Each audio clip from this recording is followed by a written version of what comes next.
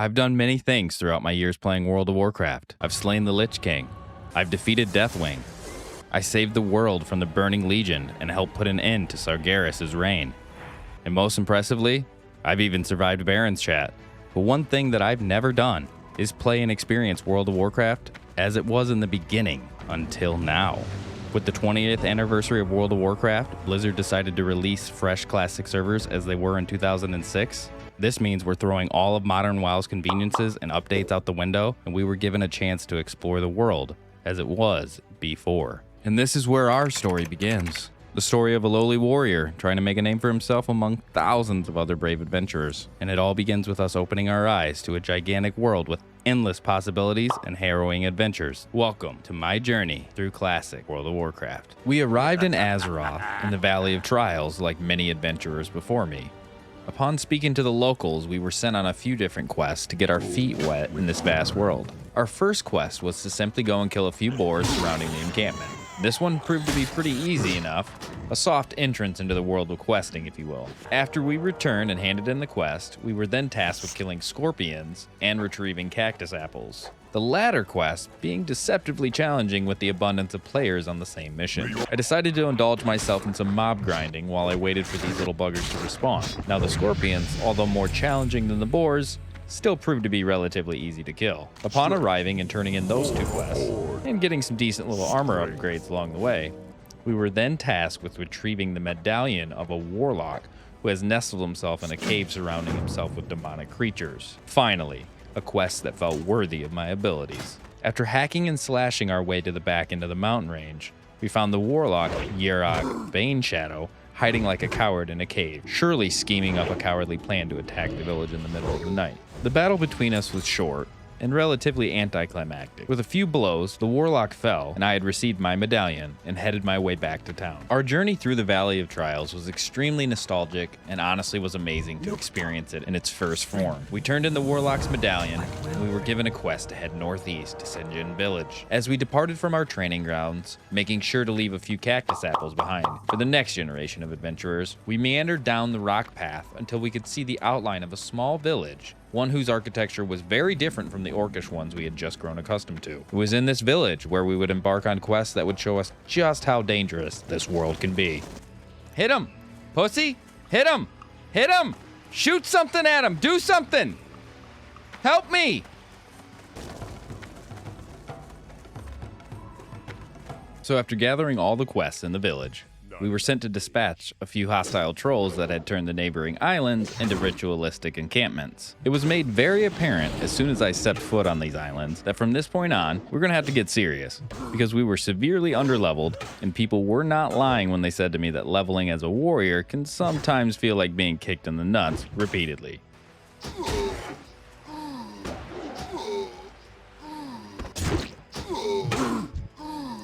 At this point, we were only level 5, and we were facing enemies that ranged from level 8 all the way up to level 10. It was definitely going to be an uphill battle for us. Our quests ranged from killing the local wildlife, including the crabs and tigers, all the way up to overthrowing the indigenous population, both of which proved to be incredibly difficult. But eventually, I was lucky enough to stumble upon another warrior named Androgen, who just so happened to be on the same quest as myself, but a bit higher level. With our combined might, we were able to turn these quests that almost felt insurmountable by myself into a still challenging but achievable mission. Slowly and surely, we started decimating the trolls, and we even defeated the legendary Zalazane, the troll witch doctor who laid claim to these islands.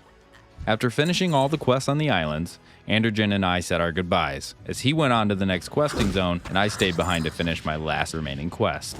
After collecting the final crab's eye, it was time to dump in all the quests at once, which has to be one of the best feelings in this game, honestly. I just love seeing all those XP drops at once. But you want to know another great feeling? And that's getting a new weapon, which is exactly what we did when we purchased this brand new spankin' Gladius. With it, we were able to double our damage per second to a massive 3.8. Nice.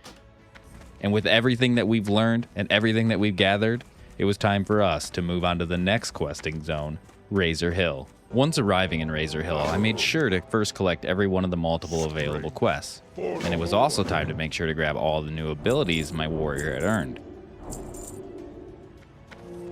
This is where I also decided what professions we were going to be leveling up. After a bit of thought, I decided to choose mining and blacksmithing because I felt that these were going to be at least somewhat decent money makers and could prove to be a big addition down the line when it came to crafting my own armor and weapons. Plus, I always found running around and collecting ores to be incredibly relaxing for some odd reason. Although, I bet running around on foot is going to be a lot less enjoyable than flying around on my dragon. After equipping my new abilities and buying my new pickaxe, I set out on the first quest that we had gathered in town. This quest sent me to invade the human base to the east along the coast and start decimating their numbers on the way to try and find their leader. After slaying countless peons on my way to their leader, I finally found him hiding atop the castle. And this was the scene for our legendary battle. Well, not really. He kind of died a lot faster than I was expecting. But with their leader slain and his personal lockbox key gathered, I made my way over to the castle lookout and unlocked the chest, and within it, it contained pertinent battle information. Once turning it in and salvaging from the nearby wreckage of ships, I was told to travel to the capital city of Orgrimmar to hand in the battle notes to our war chief's personal head advisor, Nazgril. Before I embarked on the quest to the capital city, I had to go and make short work of some quillboars that were becoming a nuisance to the west of town. These guys were somewhat challenging in the fact that they were nestled tightly together, so as soon as I attacked one, I was being swarmed with some oinkers.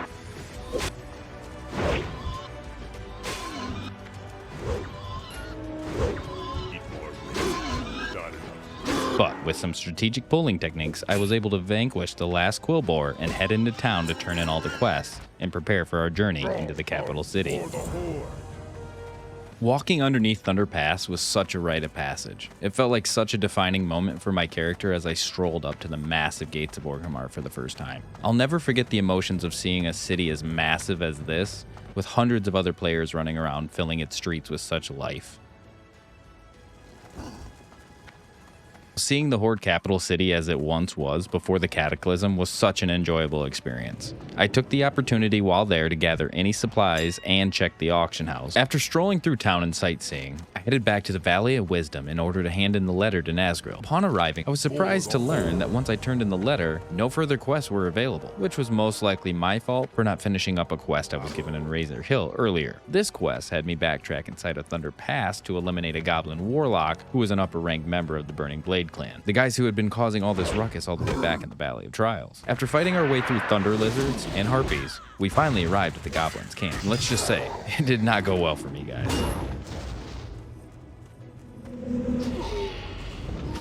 Now thankfully, on my return to my corpse, I was greeted by the face of a fellow adventurer, a shaman that went by the name Heelchain, and we decided to join forces in order to take down the group of warlocks.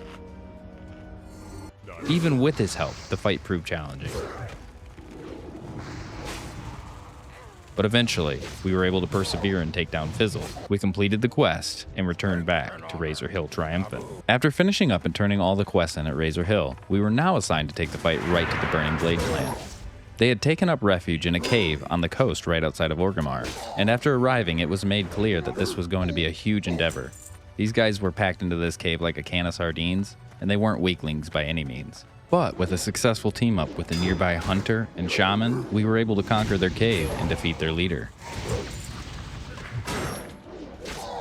After leaving the cave, we returned to Orgrimmar to turn in the insignia that I received off one of the lieutenants from the Burning Blade. The questline that followed was an interesting one. It involved us traveling back and forth between the war chief Thrall and Neru Fireblade, pretending to be on both sides of the coin, as we investigated Fireblade and eventually uncovered his dark plans to overthrow the war chief and basically create some really bad juju. I don't know if anyone reads dialogue in this game like I do, but sometimes the questlines are actually rather interesting. However, to see through to the end of this questline, we were going to need to enter Ragefire Chasm, a dungeon that was below the depths of Orgrimmar. This would be our first dungeon, however it was far too out of our current level range to try and attempt right now. So that meant it was time for us to travel to an even scarier place, one that contained horrors unimaginable, the Barrens. It was time, guys. I gathered my supplies and I set out for the Barrens. After a nice relaxing walk through Durotar, I reached a giant bridge. A bridge that crossed a river that was infested with crocodiles. Our adventures in the Barrens began by gathering two quests, one specifically for warriors, and another furthering our hunt for the Burning Blade clan. The first one we took on involved us heading northwest across the Great Plains of the Barrens in order to bring us a special gem to a demonic altar atop a mountain to try and siphon its power. I actually thought finding this mountain was going to be a lot harder and take much longer, but luckily the quest dialogue came in clutch and I eventually found it. Atop the fiery mountain was a cave that contained the altar in question. Once I placed the gem and it siphoned the power and we had completed the quest, we had made our descent down this burning peak. Now to finish our warrior quest, we had returned underneath the Thunder Pass and we were tasked with slaying thunder lizards until we had gathered enough of their scales. It was at this point I also returned to Org to pick up two very important things for our warrior. The first thing we picked up was a fishing pole and the skill to use it. I was gonna go broke on food, and you know what they say, teach a man to fish and he won't spend all his silver on a piece of chicken. The second thing we picked up was the ability to use first aid. At this point we had gathered quite a bit of linen cloth, and the ability to use bandages and make bandages was going to become indispensable for questing.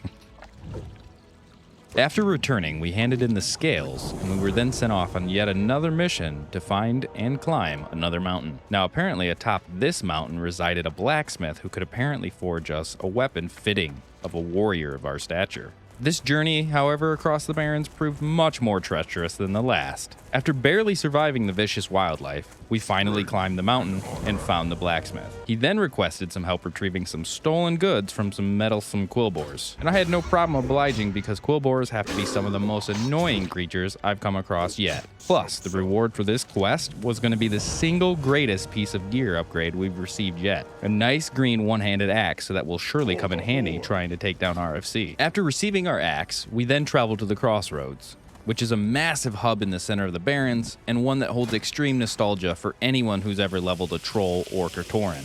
After taking use of their forge and making a bunch more copper bars from all the ore that I've gathered, and selling off all gathered junk and clutter, we traveled back into the wildlands to kill raptors and planestriders. The planestriders took about 5 to 10 minutes to get all the required beaks. The raptors, however, took me over an hour and a half trying to find and collect all of their heads. The next set of quests were a bit more challenging, but it was at this point I decided to download the add-ons Questy and Bagnon to make our journey in World of Warcraft just a bit easier when it came to questing. And what an absolute world of difference it made. With the addition of these two add-ons, we were handing in quests left and right now.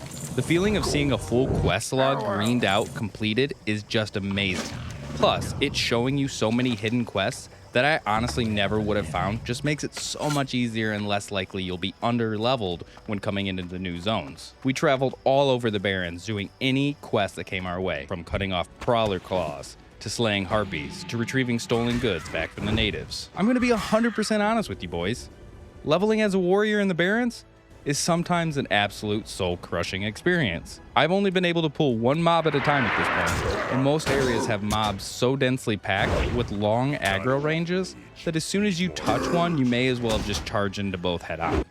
Thankfully, there was a skill that has saved my life countless times: hamstring. It has become my best friend for this experience, so that I could slow them down and run away, which I had to do probably a good 10,000 times. If this was hardcore, I would literally be on my 17th warrior by now. However, not a single quest experience was close to as bad as looking for the centaur bracers. It felt like actual hours. I mean, I counted killing 15 centaurs for just one bracer. And when you consider that you needed to collect 15 bracers, well, boys, you can only imagine what it must have felt like. But we eventually finished collecting the bracers, but not before I had to use a mining pick as my weapon because all of my gear was broken due to the countless deaths. But hey, it built character, you know? After making my way back to the Crossroads and handing in the 10 completed quests, we finally hit level 15. And with that level, I felt confident to try and complete our very first dungeon. So we flew back to Orgrimmar to see if we couldn't get a group of other ragtag adventurers together and conquer RFC. And after waiting about 15 minutes, I decided, you know what? I bet I could do it solo if I took it slowly. All right, boys, let's see what happens if we go in here solo. Like, how bad really is it? Oh, fuck that. Nah. We're waiting. After about another 20 minutes of waiting, I had finally been invited into a group. Now this was going to be my first experience tanking, and honestly boys, I was nervous, but I was actually really excited. Now the dungeon went rather smoothly. We definitely had our share of hiccups with DPS not wanting to wait enough for me to gather enough aggro, but all in all, I was pleased with how everything went. Not a single person died. And on top of that, we didn't piss off our healer, so that's a major win. We also managed to stop and hit all the quest bosses and get all the inventory items needed for the rest of the quests, including an extra one a teammate shared to me that gave me an upgraded pair of legs. The best part was probably getting 3 upgrades in the form of a new set of bracers, a new cape, and new leg guards. I had an absolute blast doing this dungeon, and it felt like survivability was never really guaranteed like it is in retail. One wrong move could spell the reset for all of us and a bunch of time wasted. Now, with RFC completed, it was time to hand in the quests and get our final rewards of the entire quest line. And I had no idea how strong they were going to be. After playing both sides of the coin again with Nehru and Thrall, we were finally rewarded with the Axe of Orgrimmar. An absolute Chad smasher of a weapon, and it was going to increase our leveling speed tenfold over just sticking with a sword and board playstyle. After collecting my new axe, I made my way over to the undead capital city, and I collected my leg reward quest as well. And with its completion, we were now level 16. It was time to return back to the Barrens and continue our path of questing. And with it, this was the final chapter of our first episode, and it's come to a very triumphant end. Now, as one door closes, another one opens. So far, I've actually found myself really enjoying the challenges that come with Classic WoW. It's a completely different set of challenges than in retail. It's not about the destination with Classic WoW, it's more about the journey along the way that defines your experience within the game. And that's something that I can relate with. So I'm very excited to keep pushing forward with the Warrior. To everyone who has made it this far, I just want to say a big thank you so much and that I really appreciate you. I hope you enjoyed yourselves, and if you did, don't be a stranger. Leave a like, comment, or even subscribe. And I'll see you all in the next episode of my Classic WoW journey. Welcome back. So I'm guessing you want to hear a story. Let me guess, you want to hear one about ogres, dragons, maybe one filled with adventurers and riches. Or maybe you've come back to hear more tales of our hero Deadmans. Tales of his journey to become one of Azeroth's greatest and sexiest warriors. God damn, that's hot. What the f? Sheila, what are you trying to do? Kill me? Sorry, where were we? Oh, that's right. Our story left off with Deadmans conquering a dungeon below the bowels of Orgrimmar. One filled with rage and fire. Whoa, guys, I just had the strangest dream. Did he call me sexy? All right, so going forward, I wanted to set up some goals and try and accomplish them on our journey to level 60. So I went and did a bit of research, and I found this guide on Wowhead that shows every obtainable weapon upgrade on our way to max level. Currently, we're sitting right here with the Axe of Orgrimmar. So the next one up on the list is going to be the Crescent Staff. This was going to be a massive increase to our DPS and was going to carry us all the way through up to level 26, until we hopefully can replace it with an upgrade from a dungeon further down the line. The Crescent Staff is a quest reward from a line that begins in the Crossroads and ends in the Dungeon Wailing Caverns. Luckily, this quest line is fairly simple and really only contains a bunch of go here, do this type of quests. The final quest giver, however, is in Thunderbluff, which is the capital city of our bovine brothers and sisters, which is a bit of a walk away from our current location in the Crossroads. However, at this point, I already had 2 quests that required me to travel there anyway, so I figured it would be smart to just go there now and retrieve the flight pass ahead of time. So the journey to Thunderbluff began. The walk there was rather sweet, with the barren lilies in the air and the local wildlife doing wildlife things, and the angry messages from a fellow adventurer because apparently I stole his chest. If anyone knows what he said here, please let me know down in the comment. We did end up making a quick stop in Camp Tarajo to also grab the flight path and quest for later. Greetings. And eventually, we had stumbled upon it. It was there, my friends. We had finally reached the luscious plains of Mulgore, the birthplace of my first character, a Tauren hunter 17 years ago. Man, how time flies. But we couldn't let ourselves be overcome with emotion. We had to stay on task and reach Thunderbluff. Eventually, we did arrive at the base of the incredible mesas, and we waited for an elevator to take us up as we soaked in all of the scenery. Now, after arriving in Thunderbluff and admittedly being turned around once or twice, we did end up grabbing the flight path, and we handed in the last 2 remaining quests from RFC, which officially completed the quest line in that dungeon. Ancestors watch over you. Now it was time to return to the Barrens, recharge our spirits with the succulent juices of Barrens chat, and start knocking out some of those quests. Now at this point, we had already completed the first quest in the quest chain, which involved us visiting one of these pools that are scattered across the Barrens. Now it was time for the next leg of the quest. I was given some dried seeds to bring to this fissure that was located beneath the surface of the stagnant oasis. Now, as I arrived at the oasis, I was met with a very peculiar sight. A happy little gnome enjoying a relaxing afternoon on the bank, fishing. So, you know what? I decided to share a peaceful moment with an enemy, especially before the upcoming release of Honor on January 9th, when I surely would have been murdered in cold blood. After a couple casts and unsuccessful lands, I bid him adieu, and we swam beneath the surface and planted the seeds. Then returning to Rune Totem with my findings. My next quest was killing and retrieving the shells of 8 mutated turtles, which was a big ask because I personally love turtles. On the way back to the oasis, I randomly decided to check for a quest spawn named Varag the Dervish, which was a centaur that I've been looking for a while. And apparently this hunter was also checking as he messaged me and stopped by. And just as I was about to type, "No luck, friend," wouldn't you know it, he decided to spawn on top of us. So I quickly tagged him, just in case the hunter wasn't going to play nice, and I then gave him the opportunity to join up with me and get the reward. And with a fast kill and a thankful gesture, we went on our way, and I quickly dispatched of all those poor turtles.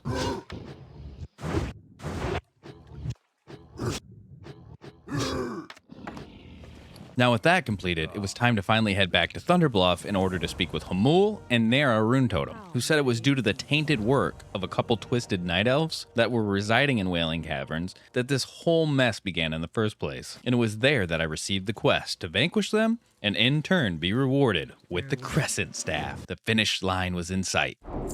I quickly gathered some warrior and weapon training while in Thunderbluff, and another quest that required me getting some serpent blooms, which are a variety of herb that are only found within the Wailing Caverns. And I returned to the crossroads to try and gather up a group of adventurers to tackle the caverns. I hope you guys are enjoying yourselves. I just wanted to take a quick moment to thank you for making it this far, and I do have a favor to ask. We're getting closer and closer to 1,000 subscribers, a feat I never thought I'd accomplish.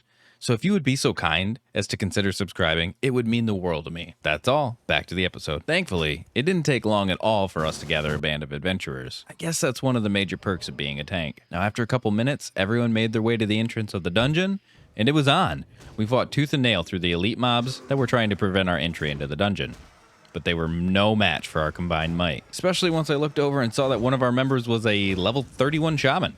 Apparently he and the druid were buddies, which made sense once I thought about it. Why else would a 31 be doing WC? Our healer, being an over-leveled enhanced shaman, was quite a spectacle. If he wasn't healing, he was also killing and sometimes even tanking. The thing I love about classic WoW is that even when you're out-level content, it can still provide some challenges, and the power creep doesn't seem nearly as apparent as it does in retail. Now, all in all, the run went off fairly smooth. There was a few close calls.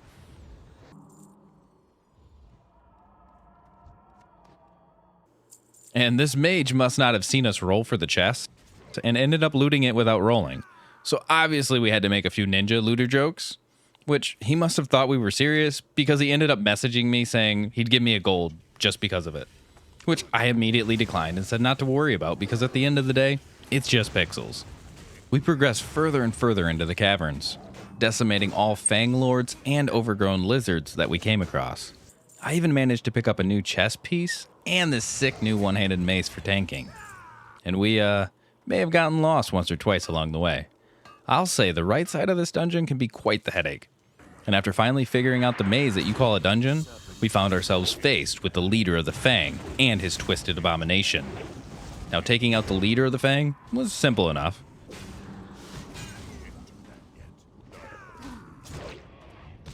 His abomination, however, hit me like a freaking truck. There were multiple times where it felt like he took away half my health bar in a single swing. Luckily, we were victorious. We decided to undergo the mini escort quest in order to have a chance at some other loot. So, we found ourselves back at the start of the dungeon once again. Now, after a nice, slow, relaxing crawl through this prehistoric maze, we protected the Tauren as he attempted to return the druid, Neralex, back to the waking realm. And as we approached the sleeping night elf, who I suggested we just kill because, he's Alliance filth anyway, suddenly the true boss of the caverns appeared, a giant murloc whose eyes were filled with bad intentions. After a fearsome fight, we defeated the murloc, and we set the druid Naralex free.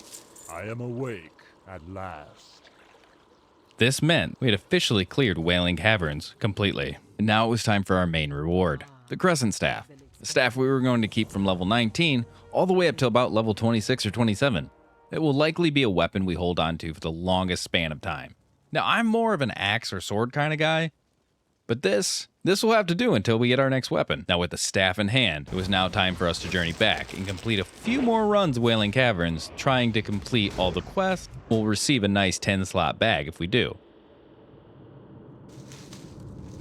and hopefully snag a few more gold pieces off the sellable BOEs I can hopefully win. I'm glad I actually remembered to train my mace and staff skills before I headed back into a new group and looked like an idiot. And after 2 or 3 more runs of WC, we finally gathered all of the required kills and all the required hides, which rewarded us with a brand new 10-slot bag and a new pair of gloves, which meant that I was now free of all of Wailing Caverns quests, and I was able to return back to the exploration of the Barrens and all of its quests. After grinding away at Wailing Caverns for quite some time, I was actually excited to get back to roaming the open lands and questing again. As I was on my way back to the crossroads, after vanquishing some Harpy lieutenants for their rings, I came across a shaman who was also in search of a centaur warlord who supposedly wandered these lands. Now, successfully turning in his head meant my first jewelry piece, so I invited him and we began the prowl for this centaur. This went on for some time. Now, after inviting a third member, we eventually stumbled upon him and his traveling pack. And with his death, a nice new ring was added to our gear. We stayed together to kill the level 20 elite mob for the finale of this questline. And with it, I am hopeful to be done with anything Centaur related for the foreseeable future. With my new upgraded gear and levels, I'm finally flying through the quests and taking people's advice, trying to stick to mobs that are a few levels below me, and it's made my questing experience 1,000 times more enjoyable. Now, with a few more quests done and under our belt, the Crossroads and Wailing Cavern quest lines were pretty much completed. It was now time to move on to the next questing hub, the Goblin Port city of Ratchet. Now, instead of going straight there, I actually got there via an escort quest from the local Alliance Castle, which involved me helping this incredibly slow-moving elf back to the city of Ratchet. This escort probably took me close to 20 minutes in its entirety, and man, it definitely had its share of annoyances. Like this elf going out of his way to pull entire areas of mobs. I was very thankful to have that quest turned in, and while there I grabbed everything Ratchet had to offer in the means of quests, and we were off again, boys. I was somewhat hopeful that the quests in Ratchet were going to involve me staying in the southern portion of the Barrens for some overlap with the Camp Tarajo quest lines, but that couldn't have been further from the truth, as it sent me directly northeast on the border basically with Dorotar. I mean, I could literally spit and probably hit the gates of Org. Also, shout out to this comment for the helpful suggestion of downloading the add-on Threat Blades. I did, and man, does it make a world of difference, not just for the aesthetic look of the game, but also when it comes to tanking in dungeons. I also went ahead and downloaded Dialogue UI, honestly just to make things a little prettier when it came to the quest logs. Now, the quests were actually kind of quick and simple. I killed a venture company supervisor, and I stole his key, and I then helped escort a goblin and his stolen shredder out of the encampment. I went further north and killed more venture company employees until I received a gem. Along the way, I was saved by a druid and a mage at the last second, or I surely would have been making quite a long journey with my ghostly robes on. The only challenging part of the Ratchet questline was the last quest, which involved killing the leaders of the castle that I escorted that elf out of earlier. Now, even though the majority of the enemies were 5 to 6 levels below me, their tight quarters with multiple mobs and healing abilities made this quest still actually a challenge.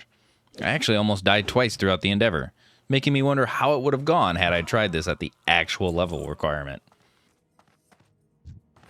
I'm out of range. Now, after vanquishing the third and final leader, back to Ratchet I went to hand these bad boys in. Good luck, friend. And we were on our way to Camp Tarajo.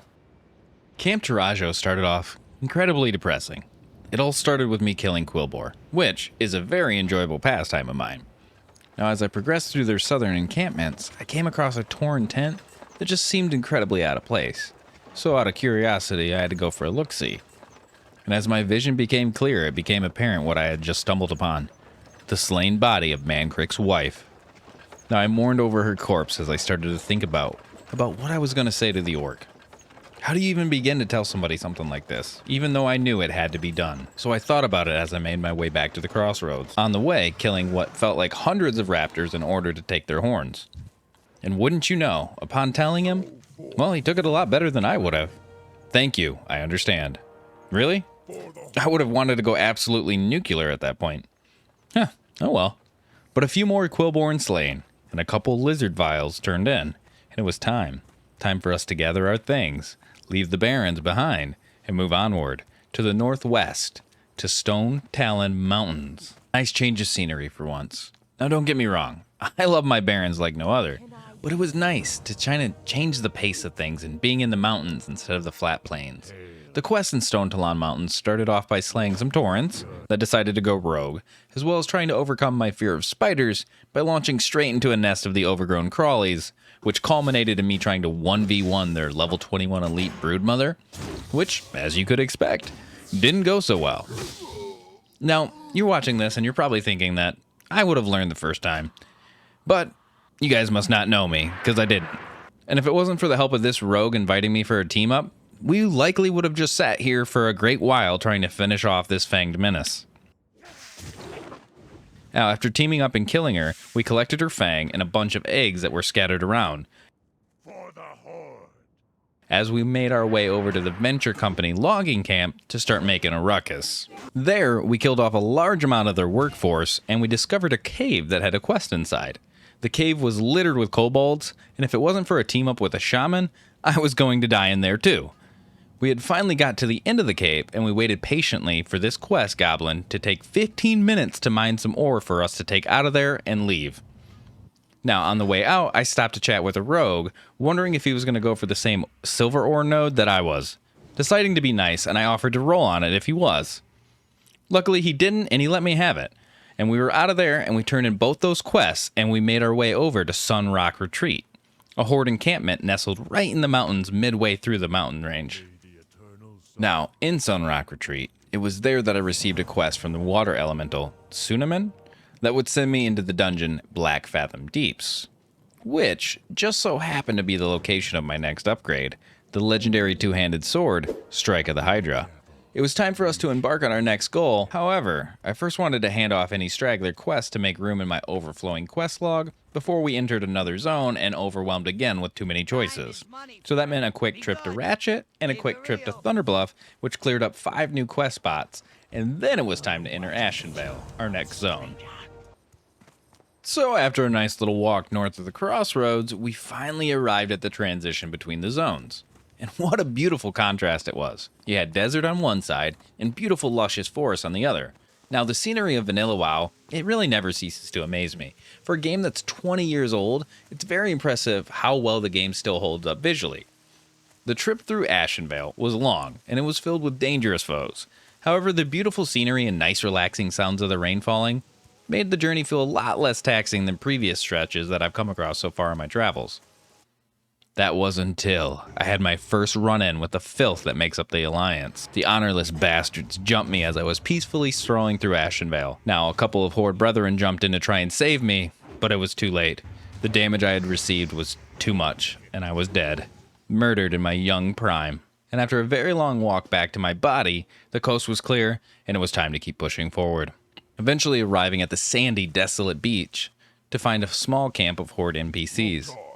The camp was surrounded by Naga that was looking to tear the NPCs limb from limb. I did my best to deplete their numbers, joining forces with a mage to try and finish an escort quest shortly after we arrived.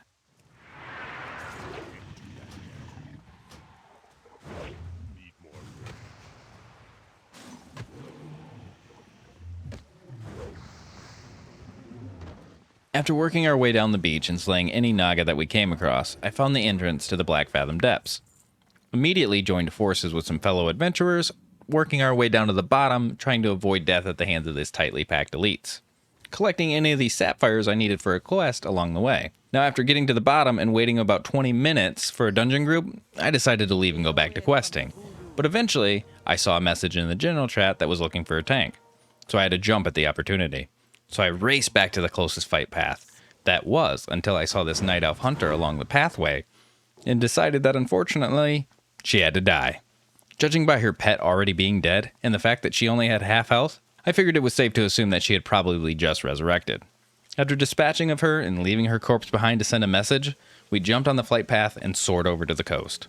Now, at this point, I'm starting to feel more confident as a tank, and I'm starting to understand how each specific dungeon is going to go, basically by the first pull.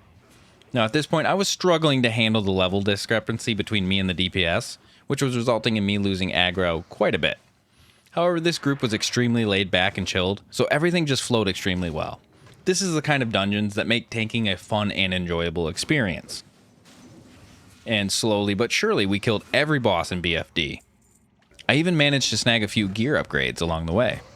However, I will say that the amount of times I was frozen and or disarmed was quite, well, annoying as shit. But all's well that ends well, and it was time for us to face Akumal, the legendary three-headed serpent that held domain over my upgrade.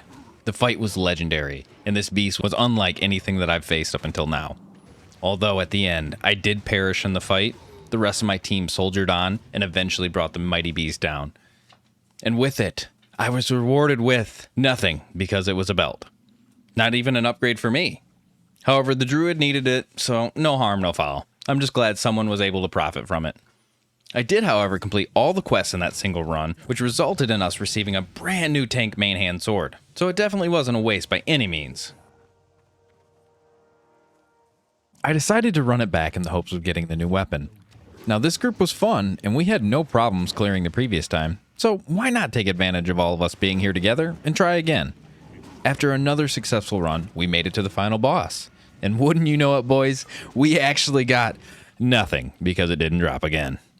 Hilariously, though, we found out that one of the group members actually watched my previous video, and I couldn't believe that. What a small world we live in. Unfortunately, we were unsuccessful in our next attempts at receiving the sword, so I decided to keep questing and moving forward. I did end up snagging a nice upgrade after a visit to Shadowfang Keep in the form of a new shield, which made our tanking setup that much stronger.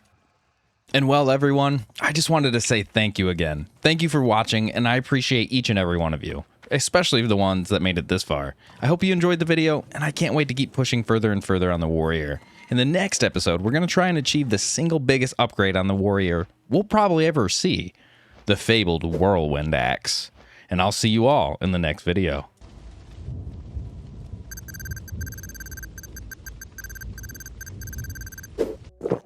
All right, let's see what we got going on in the world today. 2 dead in Dire Maul as Mage leaves them behind. Ouch. He must have been out of mana. It's about time they caught those dirty frickin' goblins. Wow, that guy looks really familiar. Wait a minute, is that? Oh, yep, that's me. You're probably wondering how I ended up in this situation. Oh, I misclicked. Stop. It was a joke. Oh my God. Look at this guy. I hate this guy. Good night, my sweet prince. Well, guys, to answer that, we're going to have to go to a little place called Hillsbrad Foothills, or as I like to call it, Hell. So previously, in the last episode, we finished out strong by completing Shadowfang Keep and even receiving a nice new shield upgrade. And I figured, since we were already on the continent of the Eastern Kingdoms, why not explore a little bit further south? We'll head through the Silver Pine Forest and we'll try and reach the lands of Hillsbrad Foothills to try and change up our questing a bit and experience a nice change of scenery. After a nice relaxing jaunt through the towering Silver Pines, with the smell of roses and murloc poo filling the air, we had arrived at the beautiful entrance to Hillsbrad. And upon entering the zone, we would be positioned at the western end, which meant we had to cross all the way across the zone to hit to the eastern side to try and reach the quaint little town of Terran Mill. After entering Hillsbrad, I decided to kill some mobs for some experience as we made our way there. Oh, what the? Oh. And that is where the monster known as Stabby Stabs welcomed us into the zone with a steaming hot poke to our poop chute. And as my body lay there in a pile of its own blood and excrement, I thought to myself, well, surely that was just a stroke of unluck and we'll have a better time as we get further into the zone. Well, my friends, I was wrong. I was very, very wrong. This back and forth shenanigans of me killing mobs and then being ganked by rogues and or other Alliance filth would persist throughout my entire stay here. But we'll get back to that later.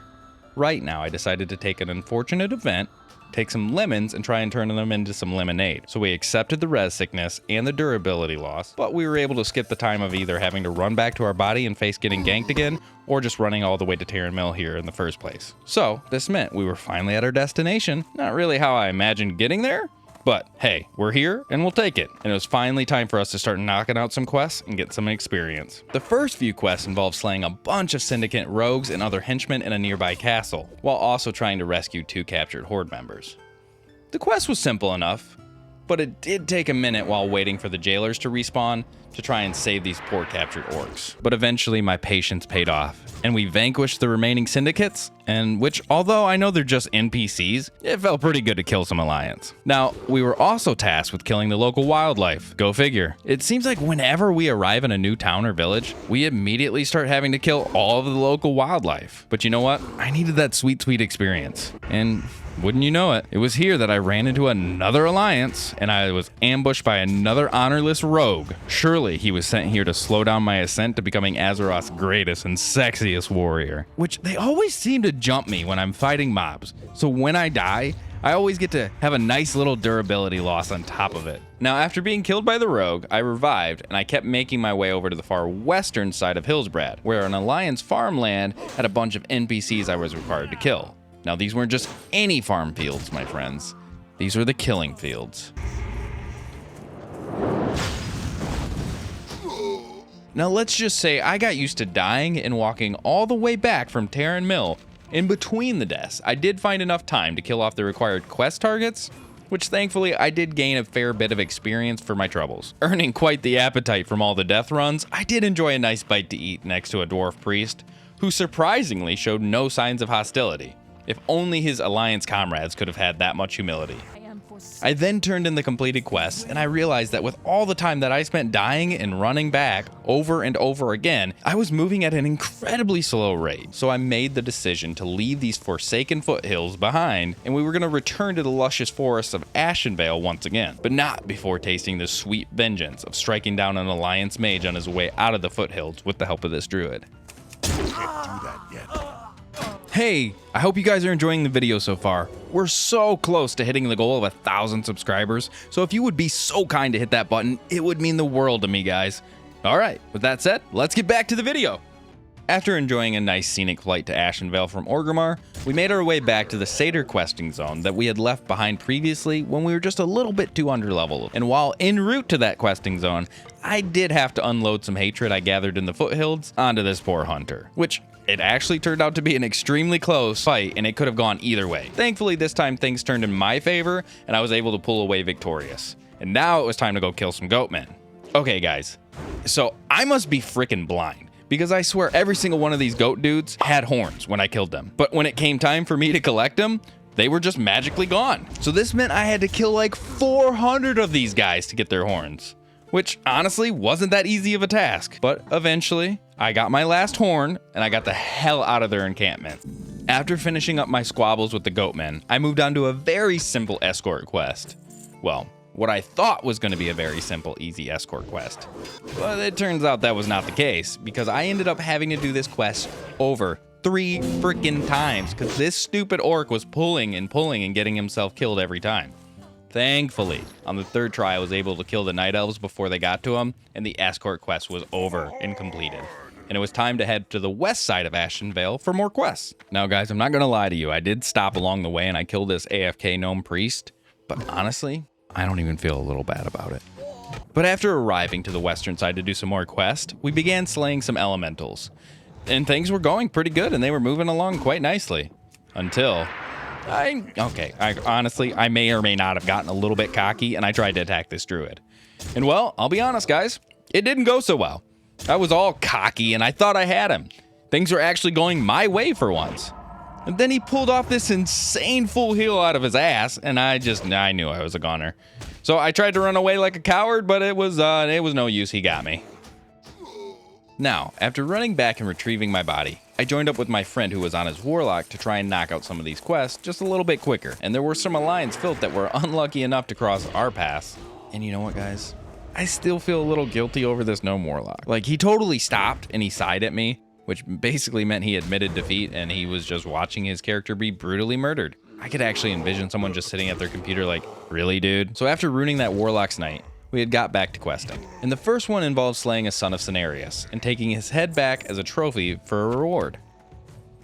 We then also made our way over to the far eastern mountain range to do an escort quest where these bear, human, hybrid humanoid guys had taken a druid hostage. The camp was literally filled to the brim with these guys, and they were ravenous and they were looking to make a meal out of our butts. But we fought through their ranks tooth and nail, and eventually we found the druid at the furthest reaches of the cave, which they had him trapped in a cage like some sort of circus bear, which doesn't make much sense to me because if you look around, they're all bear dudes themselves. You would think they would have some sort of relationship with this guy. But anyway, for our good deed, we were immediately rewarded with this, a blue two-handed sword named Searing Blade, which I actually planned on using until my buddy told me to check the auction house price and see what it was worth, which was genius, especially being this close to level 30 and trying to get our whirlwind axe. So after finishing up this escort quest and turning in all the completed quests back at the outpost, we then traveled to Orgrimmar to see if we had gotten a sizable step closer to the 100 gold mark for our first mount. I'm not gonna lie to you guys, my palms were sweating as I stepped closer and closer to the auction house. And upon arriving, I was blown away, boys. It was worth 7 gold. And that's almost 10% of the total cost of our first mount. So I was really happy with it. And while in Orgrimmar, I also decided to get some more warrior training and first aid training done and out of the way. Mostly just to do the first aid, just to get rid of the multiple stacks of wool cloth that were taking up space in my bank and all my bags. And with those out of the way, it was time to get rid of these little straggler quests, taking up a lot of room in my quest log. All right, first stop up on this list was to go to Splinter Tree Post to hand in the completed Pages quest. Next up, back to Stone Talon to hand in the head of the son of Cenarius. Then on to Thunderbluff to hand in the filled vials and buy the required blunderbuss for the Warsong Supplies quest for those sick new blue gauntlets. Then it was on to Ratchet to hand in this quest on the coastline that I honestly don't even remember grabbing. Then, once in Ratchet, it was onward to Booty Bay to grab some axe shipments. Not before seeing this little gnome warlock that was honestly just begging for a swift death. And obviously, I wasn't the only one who thought that. Oh, fuck, I misclicked. Stop, I was a joke. Seriously, you're just gonna salute me but not res me? Really? And finally, now we're back to Splinter Tree to grab ourselves those sexy new blue gauntlets. And finishing all of that and being handsomely rewarded with our new gauntlets, it was time to head back home to the Barrens. We're gonna begin questing into the southernmost part of the Barrens this time, and I honestly never thought I would say it. I actually miss the Barrens. I think it's the simplicity of just crossing flat open plains and not having to deal with nearly as many alliance that just felt like a godsend after what we've been dealing with. And as soon as we got to Camp Tarajo, I decided to do a quick search and to see if anyone was down to do our next dungeon. And wouldn't you know it, we found a group. That's right, boys and girls, it's time for Razorfen Crawl, which is a dungeon that's teeming with legions of mighty Quillborg just begging to be slain. It is also the home for many important upgrades for our warrior, such as the Tuscan Helm and the Corpse Maker Axe. But being already level 29, with our plans to immediately get the Whirlwind Axe at 30, I'm not nearly as concerned with the axe dropping. So we made our way down to the thorny entrance of the dungeon, and once there, we had a very solid group, including a level 36 warrior tank. That's right, boys, we didn't even have to tank this time. It was our first dungeon as a DPS, and let's just say it's so much more relaxing and you have like zero responsibility outside of just not being an idiot and pulling groups. I was feeling spoiled, guys. And slowly but surely we managed to file through the ranks until we were face to face with Overlord Ramtusk, who was the sole owner of my Tuscan Helm, which was a huge headpiece upgrade for our warrior. And unlike most dungeons that I've seen up until this point, Razorfen Crawl wasn't really teaming with people looking to run it. You'd only see like 2 or 3 groups versus like 10 to 12 for like Wailing Caverns or Black Fathom Depths. So I knew my opportunities were likely to be pretty slim on me returning more than maybe once or twice. So we twisted our little fingers and the fight was on, boys. Slowly but surely, we whittled his health down to nothing. And then there it was in all its glory. My brand new sexy headpiece, guys. And with nobody else in the group needing it, she was all mine. So I quickly adorned my new helmet and helped the boys finish the dungeon, happy as a clam. After killing Ramtusk, we fought through a giant bat-infested cave until we reached a humongous boar boss. And after killing this gigantic beast, he actually dropped a nice upgrade in the pants department. However, with them being leather, I decided to let the shaman have it for his off-spec. Next up was the final boss, a witch named Charga Razorflank. And although she was a quite formidable opponent with her magic, she stood no chance against us. And without remorse, we sent her to the meatpacking factory. That meant that all the bosses were defeated, and Razorfen Crawl had been conquered. Another dungeon down, boys. Now, with our brand new sexy helm and RFK under our belts, I set my sights on the real task at hand, which was finishing off level 29 and getting to level 30 so we could start the Whirlwind quest. So I quickly worked on finishing up some remaining quests that were below Camp Tarajo, which were mostly just finishing off an ungodly amount of Quillbore while I waited for the specific NPCs for these quests to respawn. While there, I also made a very foolish attempt to try and take on this traveling pack of vicious Kodos. And well, it almost cost me my life. But eventually, with my old and beaten crescent staff completely drenched in my enemy's blood, I had finally achieved it, guys. We were level 30, but not before I completely destroyed this gnome rogue who was caught outside of their stealth safety zone. Sorry, buddy, you should have known better. It was time, my friends. We're officially level 30, and every skill that we've learned, and every battle that has sharpened our mind and our body up until now, it was going to be put to the test in the ultimate quest to retrieve one of World of Warcraft's most iconic weapons, a weapon that was fit only for a true warrior. And it all starts with a trip back to Orgrimmar to speak with our class trainer about the quest. A quest that had us travel to the coastline by the southeastern shores below Ratchet. There we would find an island, but not just any normal island. This island happened to be inhabited by warriors also looking to make a name for themselves in the unforgiving world of Azeroth. And wouldn't you know it, a fellow warrior attempting the challenge before us. Unlucky for him, my heart was nothing but hate and rage at this point because of what happened at Hillsbrad. So I killed him on sight and I don't even feel bad.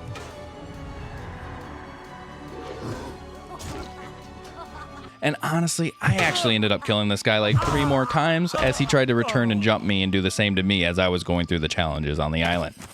But eventually, I persevered over the onslaught of challengers, and I ended up facing Big Will, who was a powerful human NPC, and our honorable battle was to determine who was truly fit to wield the cyclonic whirlwind axe. Now, our back and forth was quite intense, but eventually Willie's life as a warrior came to an end.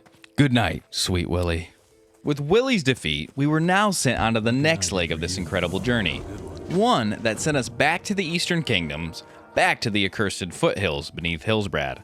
Now north of Terran Mill, along a winding river, there lived a troll by the name of Bothra, the Wind Watcher, whom we were sent to meet with, and upon arriving, Bothra sent me on what was to be easily the hardest challenge we faced up until this point. I was to enter the Arathi Highlands and kill varying elementals for their charms. I was then also tasked with retrieving the tusks off a vicious tribe of trolls who took residence along the northwestern coast of Stranglethorn Vale, a zone that was notorious for its conflict between the Horde and the Alliance. Now with Arathi being so close, I just targeted as my start point for this journey. And let's just say, it took me literally 5 seconds of being in that zone to realize that I was simply not strong enough to overcome the inhabitants, and I had to just spend the 10 gold on life roots and the charms at the auction house, a choice I don't regret in the slightest. So with a quick trip to Orgrimmar and a visit to the auction house, we skipped a massive hurdle in the quest, and we were now on to the next and actual final requirement of gathering, which meant we had to visit the accursed jungle. Upon arriving in the jungle via a zeppelin from Org to the Horde base camp of Gromgol, it took me very little time at all to realize that the entire inhabitants of this island want nothing more than to see me dead. And it's a feat that they accomplished more than once. I was surrounded by enemies whose levels were all over the board from level 33 all the way up to almost 40. And there was no way around it. For me to succeed and finish this quest, I was gonna need some help. And luckily enough, that's where I stumble upon Skidok, a level 33 undead warlock who was gracious enough to lend me their time. Together, we worked tirelessly to destroy trolls, tigers, panthers, and even Alliance scum alike. And this went on for over 2 hours of searching for these troll tusks,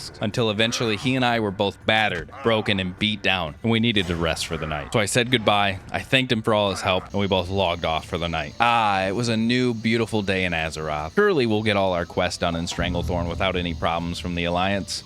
Oh my god, look at this guy. I fucking hate this guy.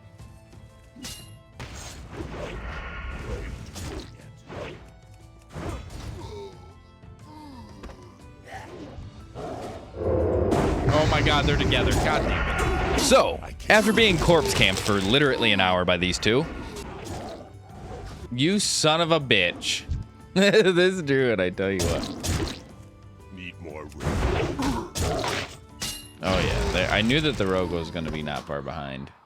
I'm man enough to admit that I made a plea in general chat for a higher level to come give this guy some help. because these trolls and these alliance are kicking my ass. Luckily, after a few minutes, I met up with the level 50 shaman named Arnold Press, who did end up helping me vanquish the remaining trolls so I could scavenge together the last 5 tusks that I needed off of their corpses. And if it wasn't for other people's help throughout this quest, I definitely would not have been able to complete it until probably level 37 or 38 on my own. After gathering the last of the tusks, I made a trek back to the base camp, doing my best to avoid the ravenous wildlife who was looking to turn me into their next snack. With everything gathered, we only needed to do one last thing, and that was to get some help from some high-leveled players, because there ain't no way in hell I'm going to be able to do this last part by myself. So with some creative begging techniques, we eventually were invited into a group with the legendary Sip and Go, Prosper, and Callahan. A great group of guys who I honestly could not thank enough for helping me get my whirlwind axe. Now together we made our way over to the troll Bathra and began the summoning ritual. And thank God for their help, because trying to kill this level 40 elite cyclone was just not gonna happen. But for these guys, he was easy work. Before I even knew it, these mad lads had bursted the entire elemental back to hell and left me its heart. So with my palms sweating once again, I ran back to Bathro like a little kid excited to show their parents what they had found. That's right, my friends, we had finally done it. Everything was made worth it. Every struggle that we've encountered in the last quest has all been made worth it for this moment. We had finally received the Whirlwind Axe. This sexy weapon has been something I've sought after since I first created my warrior. It almost feels surreal to see it in person. But wait, there's more. Not only did these guys help me kill the elemental and get me my axe, they even gave me the materials required to get the fiery enchant on it. This was going to save me over 10 gold, which at the time was about 25% of my entire character's bank value. This was huge. I honestly never would have even thought about getting it enchanted had it not been for them. We're actually starting to make some serious headway now. This weapon was going to carry us well into the latter 30s and maybe even into the 40s, with our next upgrade not being until level 35 with a possible drop of Excalibur or the Ravager Axe from Scarlet Monastery at level 37. So it was time. It was time to say goodbye to the Crescent Staff. We did it with tears in our eyes and thankful for everything that it's done for us up until this point. And now it was time for our next big adventure with our new weapon. So we made our way back to the southern border of the Barrens, and it was time to take on our next zone, boys. Thousand Needles. Ah, the beautiful mesas of Thousand Needles. One of the prettiest zones in all of World of Warcraft, if you ask me. Now, after taking the great lift downward, we headed towards the Tauren encampment of Freewind Post, which sat high atop the largest mesa in Thousand Needles. There, we tried to gather up all the quests we could get for the zone. Now, these quests involved me heading all over the lower basin area below, which was slaying hundreds of centaurs, and thank God I wasn't after their bracers this time, and also slaying the Grim Totem tribe of the Tauren. And while doing so, I even managed to snag a beautiful blue wand drop that I eventually sold in the auction house for a stunning nice 10 gold. Now, after selling the wand and returning, I finished off all the quests on the northwestern end, such as killing the wandering hyena Steel Snap and protecting a Tauren from a band of murderous centaur assassins. There I also finished 2 escort quests, which, honestly, at this point, I'm kind of getting over the escort quest, guys. And on the way back to hand in the quests, I stumbled upon this hunter named Elin, who looked to be recovering from a recent skirmish. Now, as a warrior, I normally would try and avoid any and all fights with hunters, as they're an absolute pain in my ass if they even land one concussive shot and start to get me at range. But with the advantage of a sneak attack, plus me being extremely cocky with my new axe, I knew I had to give it a shot. Fight was hard. I even thought I was gonna lose as she started to put some range on me after hitting me with a wing clip. But then she made the fatal mistake of trying to get into range, which gave me the time to use my fear, which kept her perma-slowed. I will admit, I did have to take a health potion here to pull this one off, but eventually we did manage to whittle down her health and score a nice fiery hit to put her away. What can I say? Better luck next time, Hunter. And also, I made sure to do a little antagonizing from the safety of above after she resurrected. What can I say? The jungle's changed me forever, and you're about to see just how badly they changed me here shortly. After handing in all the quests at the Freewind Post, we made our way south, down to the huge open wastelands of the Salt Flats. Although the scenery of the Salt Flats was definitely less than appealing, the ability to traverse the zone so seamlessly and quickly, it was a nice change up from the northern end of the Thousand Needles. And basically, all the quests that I gathered just required me to go around in a giant circle and, you guessed it, kill the local wildlife. So there I was, back to slaying turtles for their shells once again. And everything was going great until this little monster the absolute epitome of vile and filth, a gnome warlock, came up and attacked me. She literally went out of her way to try and destroy me. Even without the opener, things were looking very evenly matched until I was shot in the back by her little mage friend.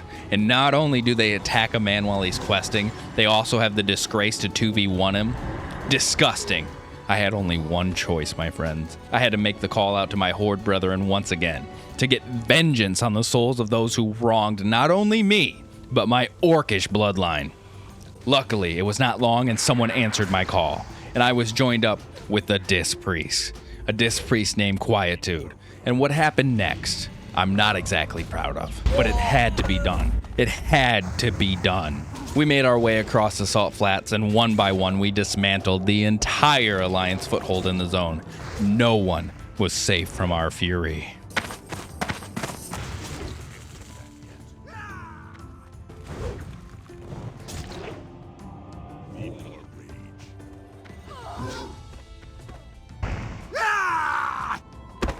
Eventually, we found the Weasel Mage from before, who joined in with the Warlock.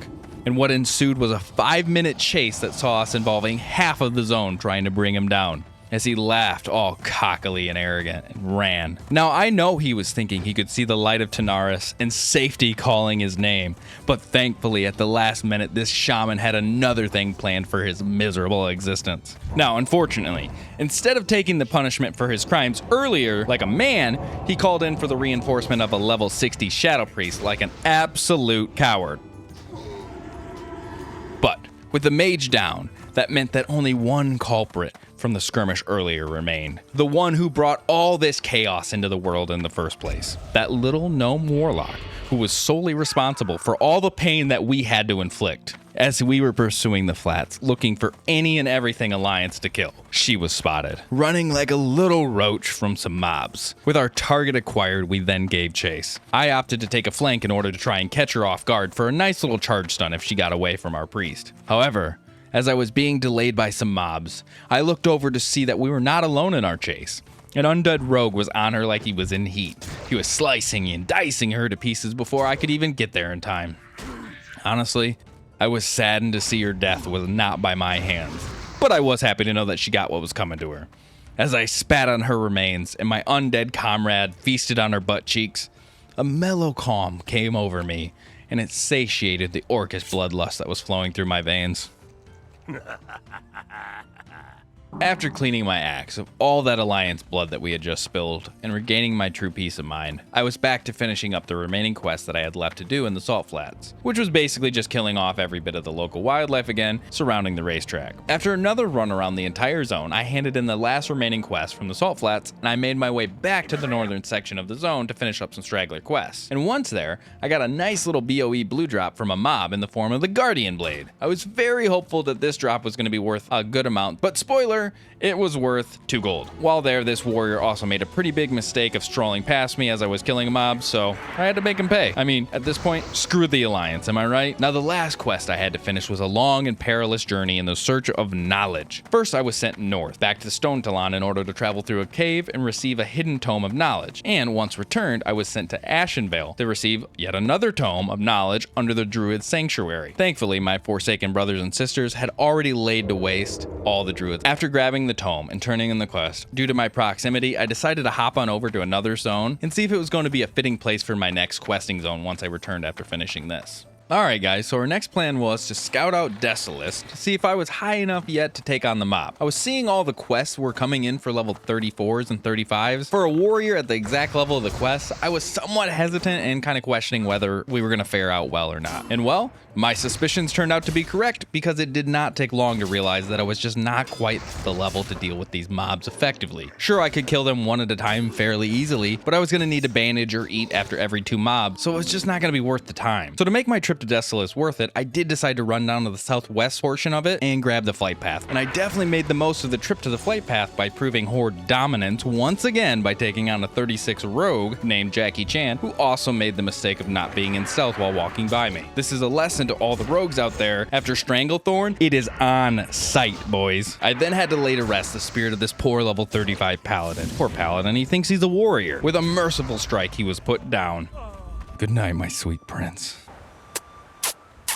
After arriving at Shadowprey Village, I grabbed the flight path and I made my way back to Undercity, where I then decided to join up with a band of adventurers, and we were going to take on one of WoW's most iconic dungeons. I cannot tell you guys how good it feels to see the Scarlet Monastery back in its full original glory before they revamped it in retail. This dungeon holds a special place in mine and so many people's WoW memory banks. It also has some really nice gear upgrades that will stick with most classes for a very long time, such as Hypnotic Blade or Ravager to name a few. However, the first two wings don't really have anything for me as a warrior. They're generally geared towards casters, which honestly was totally okay because the Whirlwind Axe was still putting in an incredible amount of work for me, and I was mostly just here to get a bit of experience and finish up these quests that are starting to gather up. After fighting past several lower level elite mobs, we descended down into the depths below.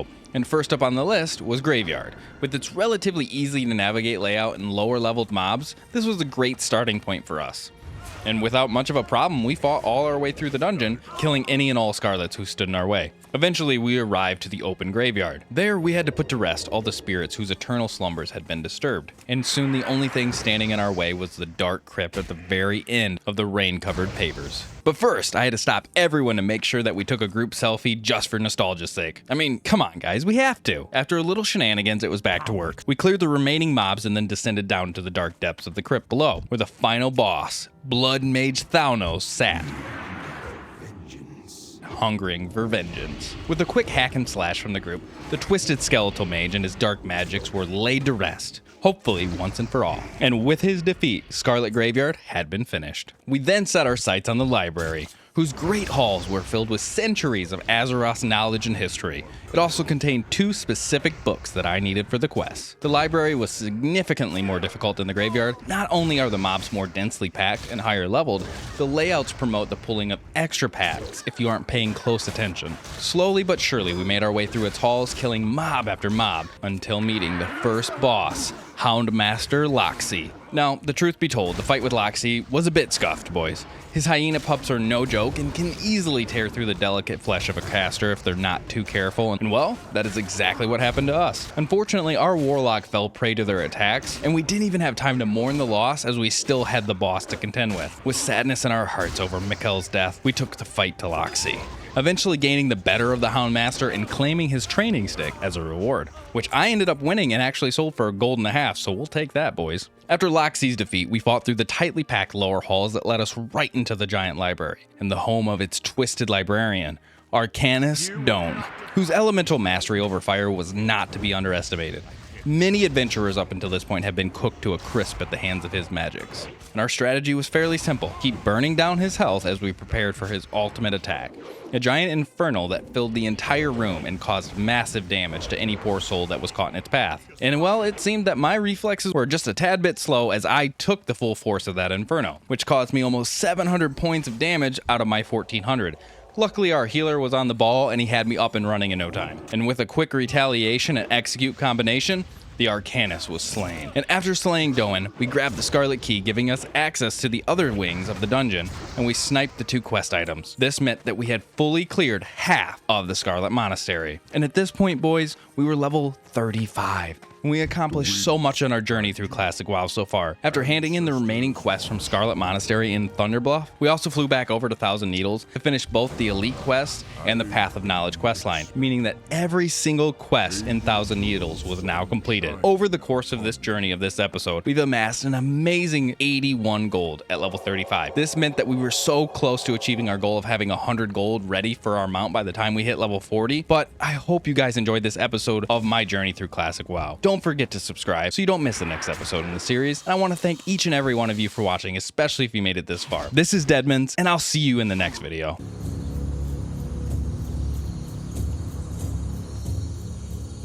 Scared. Alone. The journey has never been more treacherous, for this young warrior. He will have to push through extraordinary challenges in order to level up. Everything that resides in this jungle is looking for one thing and one thing only: to make this orc into their next snack. He has seen hundreds of his kind slain by the rival faction. For in this punishing jungle, only the strongest will survive. But at what cost?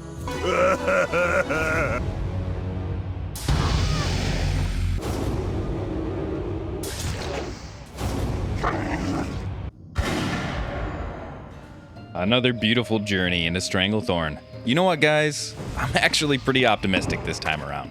I'm sure everything is going to be just fine. 2 of them! Oh, you son of a... So anyone who has ever had the experience of leveling in Stranglethorn Vale on a PvP server knows exactly what ends up happening. Generally, you start off with a pure soul. You're not looking to cause anyone any trouble. You're just hoping to try and get through your quests. Kill a few mobs, discover a few new areas, and maybe if you're lucky, even grab a few new pieces of gear upgrades. And then hopefully you're on your way to the next zone. But what inevitably ends up happening is you fall into a hellish descent into chaos and madness that's fueled by a hatred that burns hotter than 1,000 suns. Okay, well, maybe that's just me. Anywho, after arriving in Stranglethorn Vale via Zeppelin from Orgrimmar, I was sent on a quest to kill some raptors that were attacking the horde settlement of Gromgul. A task that proved to be simple enough. I noticed immediately how much stronger I had gotten since the last time we were in the jungle. And everything seemed to be going fine, until I ran into this over-leveled duo of rogues who promptly gave me an all-in-one inclusive trip to the spirit realm. Now, after making my little journey back to the scene of the crime and reviving, I immediately spotted that same dwarf rogue running in my direction, and I knew what was going to happen. I knew that I was going to be jumped by his lover in a matter of seconds, and I had no choice but to start the fight. Now, as the inevitable Stunlock Fest began, a troll rogue unsuccessfully tried to come to my aid. The higher level dwarf and myself seemed to be fairly evenly matched. We were handing in blow for blow, cooldown for cooldown. But when the troll returned to the shadows and left me alone, the human and dwarf 2v1'd me, which resulted in me once again being sent to the spirit realm. After about 5 or so minutes, I made my way over to Nessingwary's camp in the northern section of Stranglethorn. Hello. After arriving at the camp, I turned in all the quests that had sent me to meet with the legendary outdoorsman. And just as I was going to embark on my new set of quests, a literal warband of Alliance scum advanced on my location, using their numbers game to whittle down my health pool and once again send me back to the spirit realm. After another corpse run, thankfully not too far away, I did sneak off into the shoreline of Stranglethorn to slay some of the trolls for their tusks. And this is where I joined forces with the rogue, Putrilda. After working together and relinquishing the trolls of their tusks, Putrilda and I joined forces with a mage named Mucky, and we began by decimating the rival groups of Alliance that we ran into. We then went on our separate ways, as I returned to Gromgul to hand in the completed quests. After leaving Gromgul, I went back to slaying various jungle inhabitants. I decided it was time to put the life of war behind me. Maybe lay low, and try and keep making progress, and hopefully leave this jungle sooner rather than later. Yeah, that pacifism lasted for like 5 seconds until I stalked this poor mage. Thankfully, I'm pretty sure this guy was a bot, so I'm actually not the bad guy here, I think. Then, after single-handedly killing off much of the native younger tiger and panther population, I turned to my quest at Nessingwary's camp. I then proceeded to kill this poor rogue as he was questing because fuck rogues, first off, and 2, at this point in time, my heart is completely turned black and I feel nothing but hate. I'm basically like the Grinch, but instead of Christmas, I hate the Alliance. Like, I didn't even feel bad when this little fella let out a whimper as he was cut down. Ironically, it was mere moments later when fate would see that a rogue named Nut Dump attempted to do the same thing to me. Luckily, a warlock and a mage were around and decided to save this warrior from certain death. After giving Nut Dump a case of the blue balls, I then turned my focus onto the mature panther and tiger population, trying to cut down their numbers as well, until the outdoor boys truly saw me fit to be a world-renowned hunter. At this point, I was also tasked by him and himself to take care of the local raptor population. Eventually, after taking care of the overabundance of the raptors, tigers, and panthers, it was time for me to hand in all 3 of these quests at Nesting Wary's camp, then resulting in me being tasked with killing much higher level elite variants of all of these species. Something that would require me to be much stronger than I was currently. This meant that it was time for us to say goodbye to the jungles for the time being, and head back to the continent of Kalimdor. And guess what? The Alliance even decided to throw me a going away party. How nice of them. After leaving the jungles, it was time for us to return to the depressing lands of Desolace. This time I ended up joining forces with my buddy who was on his disc priest. With his heals and my muscles, the Alliance was about to be in a world of hurt, my friends. Now, we started off our adventure together by slaying the massive spirit of a demon that was being summoned by the dastardly Burning Blade clan. We haven't seen much of them since we put a stop to them all the way back in ROC. Hey, look guys, I ran into pirates off. Okay, I'm sorry, that's been done before and that's pretty mean, I'm sorry. After banishing that demon back to hell, it was time for us to banish another demon back to hell in the form of this level 44 Alliance Warlock. I mean, what was I to do? She came strolling up behind us, flaunting her mount. Of course I had to try and knock her down a few pegs, which she clearly wasn't prepared for the fight. I mean, I don't blame her. She's probably not used to being attacked by people who are 10 levels below her. And she made the mistake of trying to attack us both instead of just focusing on one of us one at a time, which culminated in both of us surviving and defeating her with half health by the time we were able to finish her off. Now, after ridding the world of 2 demons, we felt very proud of what we've been able to accomplish in such a short amount of time here in Desolace. It was then time for us to take on the swimming quest portions of Desolace. I'm not gonna lie, I may or may not have died not paying attention to my breath once or twice. Now, once we reached the far island off the coast, I spotted this druid from underneath the water, like I was a part of SEAL Team 6. This poor druid stood absolutely no chance against us, especially with a mob attacking her. And after ridding the world of one more alliance, we then grabbed what we came for, Rackmore's treasure, which marked the first time that a quest reward has been over a gold. We then continued our work around Desolace, killing multiple quest NPCs in the form of Burning Blade priestesses, Centaur war chiefs, and Naga lords. We even took on this level 39 elite giant, strictly just because. We tore up the entire zone, killing every alliance that we came across, eventually stumbling across what we were 99% convinced was a bot. I mean, look at how he reacts every single time he respawns right next to us after we killed him, which ended up being like 4 or 5 different times, to the point where we honestly just got bored of killing him and we let him go back to his evil botting ways. But we didn't leave before we decided to take on this extremely geared level 42 rogue after she strolled in and took over our questing zone without even asking. She did put up one hell of a fight, even managing to kill my poor priestly friend.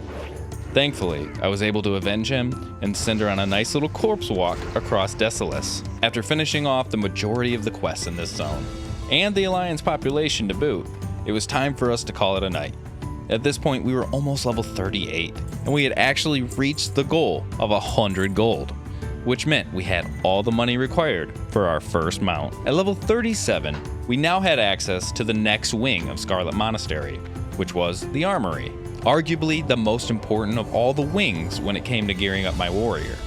With the Armory only having one boss, Herod, the Scarlet Champion, and his loot pool consisting of 4 items with literally all 4 of them being upgrades over my current gear set.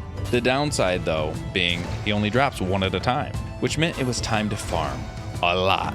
But before we set off to Tears Fall to go and kill those zealots, we made a quick pit stop in Orgrimmar to grab some warrior training and first aid training. 2 things that I put off for honestly far too long, and we finally grabbed my much awaited new skill, Whirlwind. After paying quite a bit of gold for my new skills, I finally made my way back to the monastery. It didn't take too long to find a group, which is one of the few perks that I do enjoy as a tank.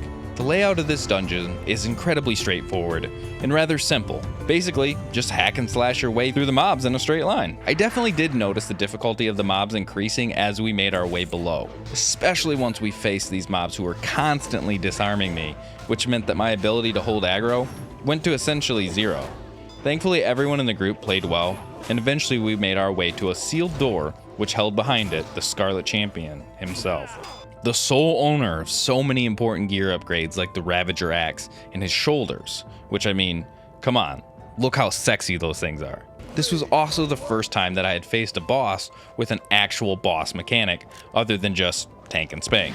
After avoiding his whirlwinds and his quite annoying voice lines,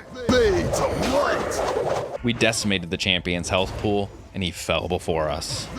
And he dropped the Scarlet Leggings, a massive upgrade over the Quest Green Legs we've been rocking for a very long time at this point. I was beyond excited when I hit need on the dice, not noticing that the shaman had also rolled need for them.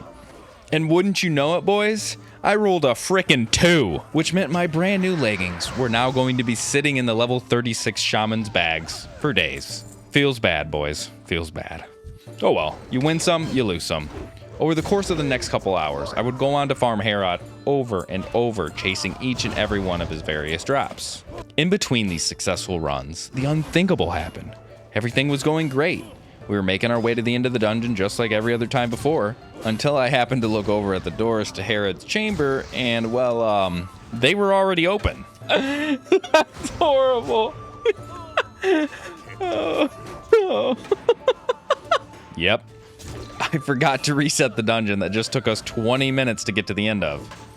Well, needless to say, that was pretty embarrassing, boys. Now, after leaving and actually remembering to reset this time, we were after the last and final piece of the Herod puzzle. The puzzle I was actually most excited about. His sexy ass shoulders. Which is kind of ironic considering they have the highest drop rate of any of his gear, but thankfully, on this run, they actually dropped, which meant that we were finished with the armory. The runs actually ended up getting us all the way from level 37 up to 38 and halfway to level 39. It was time for us to get back to questing, boys. Ah, the Arathi Highlands. What a complete contrast to the depressing grayscape that was Desolace. Here we joined forces once again with my Disc Priest buddy, and we embarked on the largest slaughter of Alliance forces I've personally ever seen. The journey started off like any other, with us arriving in Hammerfall and grabbing a bunch of quests, but right after we got out of town, we were welcomed into a literal shitstorm frenzy of mobs that were going wild. Apparently, someone handed in a quest that had a giant elemental army spawning around this colossal-sized elite mob. It honestly looked like a world boss fight with elementals spamming fireballs and frost novas at everyone. I tried my best at holding the Colossal's attention as people worked on killing all the ads until eventually, with the unlikely help of this Night Elf warrior, she was slain. Now the Arathi Highlands may as well be called the Arathi Botlands, for the amount of times that we ran into hunter bots that were grinding on random mobs. I mean, who goes to mend your pet as you're being attacked? After killing this bot, we then moved on to the Northfold Manor, where we were required to kill syndicates for their blood amulets. Almost immediately upon arriving, I had to lay the smackdown on this human mage. After finishing her off, it was time to finish the second mage that had decided to come in off the ledge like some sort of action hero. And let's just say, it didn't go too well for her either. Now this was not the last that we would see of her, and I could tell right away something wasn't right about this. And wouldn't you know it, as soon as I charged, she pulled off a nice blink, which nullified my distance closer. And that's when this little Noob monster appeared. She started slicing and dicing into my teammate's backside, turning his poor defenseless booty into mincemeat, while I was powerless to stop them from my polymorph state. 50%, 40%, 30%. I watched as his health bar started falling more and more, and with one last valiant move, he dispelled my polymorph. As Ratscallion was busy laughing and jumping around, not taking me seriously, she made one fatal mistake. She underestimated what a warrior can do when he has a full bar of rage and doesn't know when to give up. And right around the time she realized this, it was too late. This meant that it was just me and the mage left. As I made my way closer to her, I did my best to try and time a quick first aid in between her beams, allowing me just a sliver of health left after she used up the last of her mana. This was it. The person who made the next attack was going to win it all. She came closer to dead range my gun and attempted an ice block to regain a little mana to likely cast a fire blast that would send me to the spirit realm, which then gave me ample time to leave combat, eat some food, and regain some health, which meant her next fire blast was not going to be enough to finish me, leaving her only one choice: to run. But it was too late. She ran herself right into another mob, which meant she was now sent to the grave with a nice repair bill. At this point, we decided to be nice and keep working on questing and let the Alliance be for now. So we headed into the Strom Keep in order to hunt down these elusive sigils from these level 37 and 38 elites. And as we were there, fighting off the elites, I I noticed a druid and a warrior who were likely doing the same thing as us. So I gave them a friendly wave to let them know that this is not a good spot for any of us to get into a fight right now, and we didn't want any trouble. And of course, they showed their true colors. What happened next was a level 38 and 35 absolutely taking it to these two level 41s. After just completely outworking these guys and using coordination and better employment of our skill set, we were whittling down their health pools and even forced the level 41 warrior to use a health potion to try and stack the advantage even higher in their favor. Thankfully, I was able to put an end to the warrior in a 2v1 situation right after they had finished off my teammate. Now, it was a 1v1 with the druid, and as soon as I popped retaliation, his health pool was immediately cut down into half, forcing him to try and run away for a heal like a coward. I then tried to pop off a quick bandage, but he stops me with a moonfire, which allowed me the time to escape while he tried to stay behind and rebirth his teammate. This meant that I was out of cooldowns, and I had two higher level alliance that were swiftly on my tail. I had to think of something quick, boys, or I was definitely a goner. So I made a quick play to jump atop the keep's higher levels and try my hand at hiding and playing a rogue. And wouldn't you frickin' know it, boys, they fell for it. This meant it was time for us to regroup and strategize a way to take care of these guys once and for all. And sure enough, eventually, we had our opportunity. They were preoccupied with two ogres, and I knew it was time. It was now, or with a few quick slices, I let the ogres do the finishing shots to add a little insult to injury to give them a nice little durability loss. After farming the syndicates for over an hour, we were sigilless and tired, and we did decide to give up, and we made our way back to Hammerfall to call it a night. It was a new day, and with it, another opportunity for a new adventure, my friends. So today, it was time to do something that I've been putting off doing for a while now, and head our way into Razorfin Down, a dungeon that holds one of classic WoW's coolest weapons, Excalibur. And it also has a plate helmet, which would be my very first piece of plate gear after hitting level 40 on the warrior. So that's pretty cool, but seriously, Excalibur. Now, let it be known that Excalibur only drops from a rare boss that doesn't even always spawn, and it only has a 14% drop rate off that said rare boss. So the chances are that I don't even receive this sword, but god dang it, we're gonna give it a try, boys. So we made our way through the treacherous, thorny overgrowth, killing every little piglet in sight, until eventually we were at the start of the dungeon. Slowly but surely, our ragtag group of adventurers pulverized every piglet and undead mob as we made our way through this big fen. Until there he was, Raggleschnout. He actually spawned on our first run, and he was holding my Excalibur. I was beyond giddy. This was it, my friends. I could feel it. We put an onslaught onto his health meters until he fell dead in front of us. And there it was. Nope, it was the belt. But hey, I did end up winning it, so I'm not totally pissed. But nevertheless, we pressed onward until we had reached what was quite possibly the coolest of all the bosses that we faced up until now. And his appearance wasn't the only impressive thing. During the fight, when he wasn't casting some mega damage frost bolts at my face, he was also summoning an assload of mobs that were tearing apart the group faster than I could grab aggro. Even with two healers, I still had to sacrifice my life to ensure the team's survival.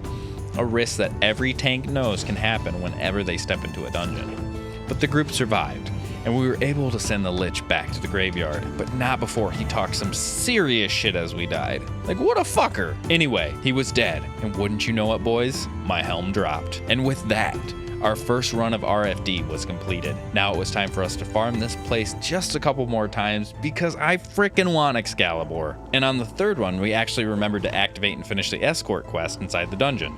And upon completion of the quest, we had dinged to level 40, boys. This meant that it was time for us to get back to Orgrimmar, learn how to wear this badass new plate helmet, and finally get our mount.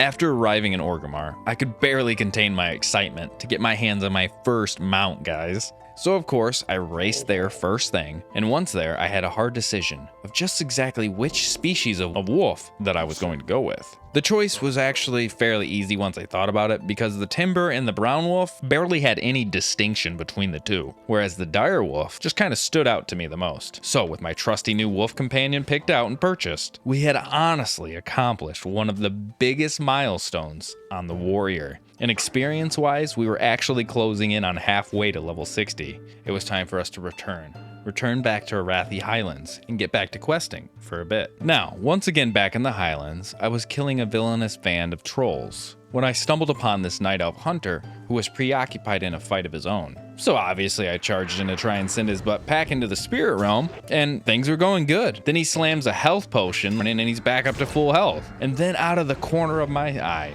I see this little paladin come strolling in to make it a 2v1 situation. Now clearly, they don't know who they're messing with. So immediately I pop an intimidating shout to try and put some distance between us, and I saw the paladin drooling at the thought of killing me as she gave chase. All it took was one quick retaliation and a crit, and I sent her ass packing to the spirit realm, giving her some needed time to think about her actions. Now after searching for the hunter, I actually stumbled back upon the paladin, and I couldn't help myself but stir up the shit once again. This time she was putting up a hell of a fight, especially after drinking a health potion. However, with a quick hamstring, I was able to get valuable distance on her and pull off a couple bandages. This was invaluable as she came in swinging with a hard crit, and things weren't looking good for us boys. That was until she started laughing at me after just guzzling down a health potion. It was like the gods heard her injustices and smiled down upon me, their blessings in the form of a nice critical hit execute to put her down in the dirt. And I gave her a little memorial to help her find her body after a nice little corpse run. But you know what, guys? Not all paladins are bad. I actually had an interesting interaction with one shortly after who was able to speak to me somehow. It did feel like I was speaking with someone whose third language was English, but nevertheless, I got the gist of it and what she was trying to say. Unfortunately, our interactions were brief, as she logged off before our friendship even had time to blossom. And not even a couple moments later, as I was working my way deeper into the kobold-filled cave, I ran into this rogue, who was also decimating these nasty little buggers. I decided on a more diplomatic approach, because I knew that a fight here more than likely was going to end in mutually assured destruction. So it was best to play nice and work together. Stranglethorn may have changed me, but I'm not an idiot, at least not all the time. Together we were able to quickly take care of the remaining kobolds and reach the crystal for the quest tournament. It was time for us to go and kill a bunch of ogres that were held up inside the Stromgard Keep. Now these weren't just any regular ogres. These big bees were level 37 elites, which meant I could only take on one at a time, which was A, very inefficient, and B, almost impossible because of how tightly packed together they were. Thankfully, when I arrived, there was a group of hordes that were already going to town on their numbers, so I joined in and gave them a helping hand. Big shout out to these guys for sticking around and helping me finish my remaining kills, as I was pretty late to the party. Had they have left when they were done, it would have meant I still had 14 or so ogres to have to contend with by myself. Eventually we took down the last ogre, and it meant it was time for us to return to Hammerfall to hand in the quest. This also meant that it was time for us to say goodbye to the group and goodbye to Arathi Highlands and head to a place that I don't know if I've ever quested in before. It was time to visit the Badlands. And boys, my arrival in the Badlands started off quite strange. As soon as I entered the zone, I was welcomed with a familiar face. It was Aline. If you guys watched the previous episode, you know Aline was a level 35 hunter that I faced off against in Thousand Needles. Except, she must have been quite busy because now she was a skull to me. Thank God, she must not have recognized me, which kind of hurt my feelings, or else she would have surely killed me. Especially after I may or may not have antagonized her. But as we went our separate ways, I had arrived at my first encampment to grab the first set of Badlands quests. And wow, it was absolutely overrun with Alliance stench when I arrived. And wouldn't you know it, another familiar face. Look who it was, the now level 42 Night Elf warrior that tried and failed to kill me and my friend earlier in Strom Keep. Now he must have learned his lesson because we were able to go our separate ways without any tiffs this time around. And before I knew it, I had arrived at the main questing hub in the Badlands, and it was time to start the grind. I'll be honest boys, my time in the Badlands were mostly spent fighting the Alliance, with a little bit of questing sprinkled in here and there. I'm going to use the age-old excuse children have been using since the dawn of time. They started it. And 99% of the time, guys, it was true. I would be questing, I'd be killing rock elementals for their shards, and out of nowhere, a level 50 hunter would attack me. Literally 100 feet away from the horde encampment. Like, get out of here, bro. This is our territory. So as I returned to my body, it was no surprise to see I wouldn't be waiting too long for revenge, as a couple of rogues were already destroying them right before my eyes. Apparently, she attacked a level 60 as he was strolling by. What a complete moron! Now after taking out the remaining Alliance in the area, it was finally time for us to move on and go kill some trogs. And as I was killing some trogs, I heard this mage mumble under his breath that this hunter and I were apparently morbidly obese horde scum. Now, with the afternoon I was having, I wasn't gonna let it go. So you guys can probably guess what happened next. After delivering some well-deserved punishment to the mage, once or twice, or maybe a few times, I moved on and I joined up with a hunter who had spotted the ogre, Thorgrun, and his band of misfits. I do find the extremely scaled down model of this one ogre to be absolutely hilarious, by the way. Anyway, with his little entourage surrounding him, I knew that this was going to be an extremely tricky situation for us. My plan was to let him aggro onto me as his group went past while I was still mounted, so that the hunter had time to lay into him while I feared the remaining group and we could run away with the quest item. And honestly, guys, it worked fairly well. I managed to pull off a sneaky little bandage heal in here that came in clutch once the remaining group caught up to us. And thankfully, we managed to get away to safety. After our run-in with the ogre inhabitants, it was time for us to find and speak with the dwarf Theldarin, who was the main reason we came to this zone in the first place. After him basically calling us stupid for trying to summon the spirit of Misrael, someone, one of the two. In the first place, he essentially said we crapped the bed and it was time for us to clean it up. So he gave us the mission to summon and defeat Misrael and imprison her in her tomb once again. Unfortunately, this quest was a level 50 elite requirement and was going to start that insane event that we helped participate in earlier. So we're going to put that on the back burner for now. After being called a dummy by the dwarf, I hit level 42 and I completed the rest of the remaining quests in the Badlands. And we were once again back to our orcish homelands. It feels like I've been stuck in the Eastern Kingdoms for years up until this point. After traveling through the Barrens, we entered into the next questing zone, which was Dustwallow Marsh, a spooky swampland that was filled to the brim with ravenous dragonkin. It was here that I arrived at the village of Breckenwall and had my first run-in with the ogres. Well, the first ogres that didn't want to kill me and throw me in a burning cauldron for stew meat. Now, the majority of the quests in this zone were actually just go and kill a bunch of things, except for one that sent me on an hour-long journey of killing these little whelplings in search of 30 different items that had an extremely low drop rate. And it was on this killing journey that I ran into the warrior named Camarith. We banded together to slay a shit ton of these dragonkins. And during our incredibly long questing journey, he eventually asked me if I would consider joining his guild. And up until this point, I had only been spammed randomly out of the blue to join guilds, like a bunch of spam-risk calls asking about my truck's extended warranty. So I said sure, why not? This is an organic proposal, and it's not out of the blue randomly. So that meant we were no longer guildless. We are now a part of the legendary guild, Noggenfogger Enjoyers. After joining the guild, it was time for us to get back to work. Get back to destroying the whelplings that were trying to take refuge in Wormbog. Eventually, we found the last remaining pieces, and I stayed behind and helped Camarith finish up his last quest. Then it was back to the village for the quest turn-ins. After turning in the quest, I moved on to what was quite possibly one of the easiest ones I've ever done. You basically just follow this ogre right over to a close-by encampment, and in the encampment was a human, which basically was just a few back-and-forth arguments between the ogre and the human until we were surprise attacked by a band of Theramore soldiers, who unsuccessfully tried to kill the ogre and I. Unfortunately, they did manage to kill the human in the process. And yeah, that was it to the marshes to try and kill an ogre war chief who needed to be taken down a peg. So I recruited the help of a nearby mage by the name of Bosch to try and take down this monstrosity. And well, this happened. Oh God, am I gonna get Bosch killed? Oh Bosch, no! No, I'm sorry, Bosch, no!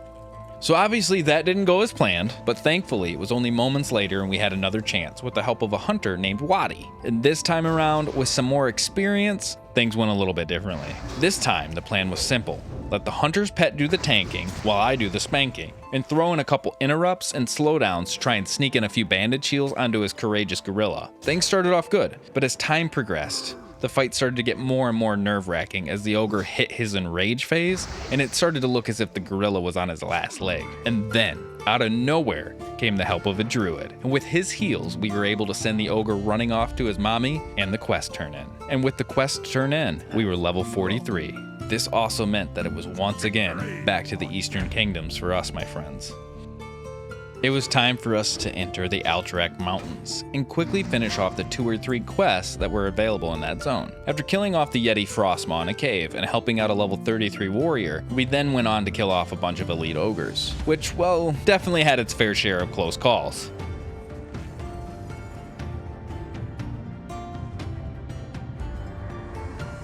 I finally ended my time in Alterac by destroying this syndicate mage named Baron Vardis for a wanted quest, and I handed in his head back at the village of Terran Mill as proof. It was time for us to go back to the place that does something to me, my friends. The place where I lose all my sense of morality, and well, if I'm being honest, I kind of become a piece of... I wanted my final stay in Stranglethorn Vale to be as quick as possible, because even outside of the run-ins with the Alliance, I genuinely do not enjoy the quests in this place. We started off this Stranglethorn speedrun by killing a couple troll warlords for their heads. I also found out that there is definitely no love lost between the different tribes of the trolls, as I was constantly being sent out to dispatch of the indigenous bands of trolls in the hundreds on the search for different items and basically just to cull down their numbers. I ended up joining up with this band of other hordes who helped with this because these bad boys can pack a punch, and they are super quick to overwhelm you. Now, after finishing slaughtering the trolls, it was time for us to get back to helping Ted Nugent and his cronies hunt down all the animals of the jungle. First on the list was the legendary panther named Bagthera. Once I found him, it was night-night for the kitty, as I quickly invited this horde just in time, so we didn't have to go through the pain of finding him like I did. See? I'm not a complete dick all the time. Okay, maybe I am, because like 3 minutes later, I spent 10 minutes stranding this hunter on an island and sending some, well, less than nice gestures his way. But don't worry, guys, I didn't kill him. And it was at this time, I decided to get extremely cocky and try and take on the raptor boss all by myself, which I'm sure you guys could have guessed is not a good idea at all. And although I actually almost had him, he ended up running me down and eating my booty cheeks as I tried to get away. Within a few moments, I had a group assembled and it was time to try again. And this is where we ended up actually teaming up with Putrilda, the rogue from all the way back in the beginning. What a small world of Warcraft. Together, this dinosaur stood absolutely no chance and was promptly sent back to extinction. On the way back to turn in the quest, I ran into this degenerate night elf and had to swiftly put an end to his naked escapades.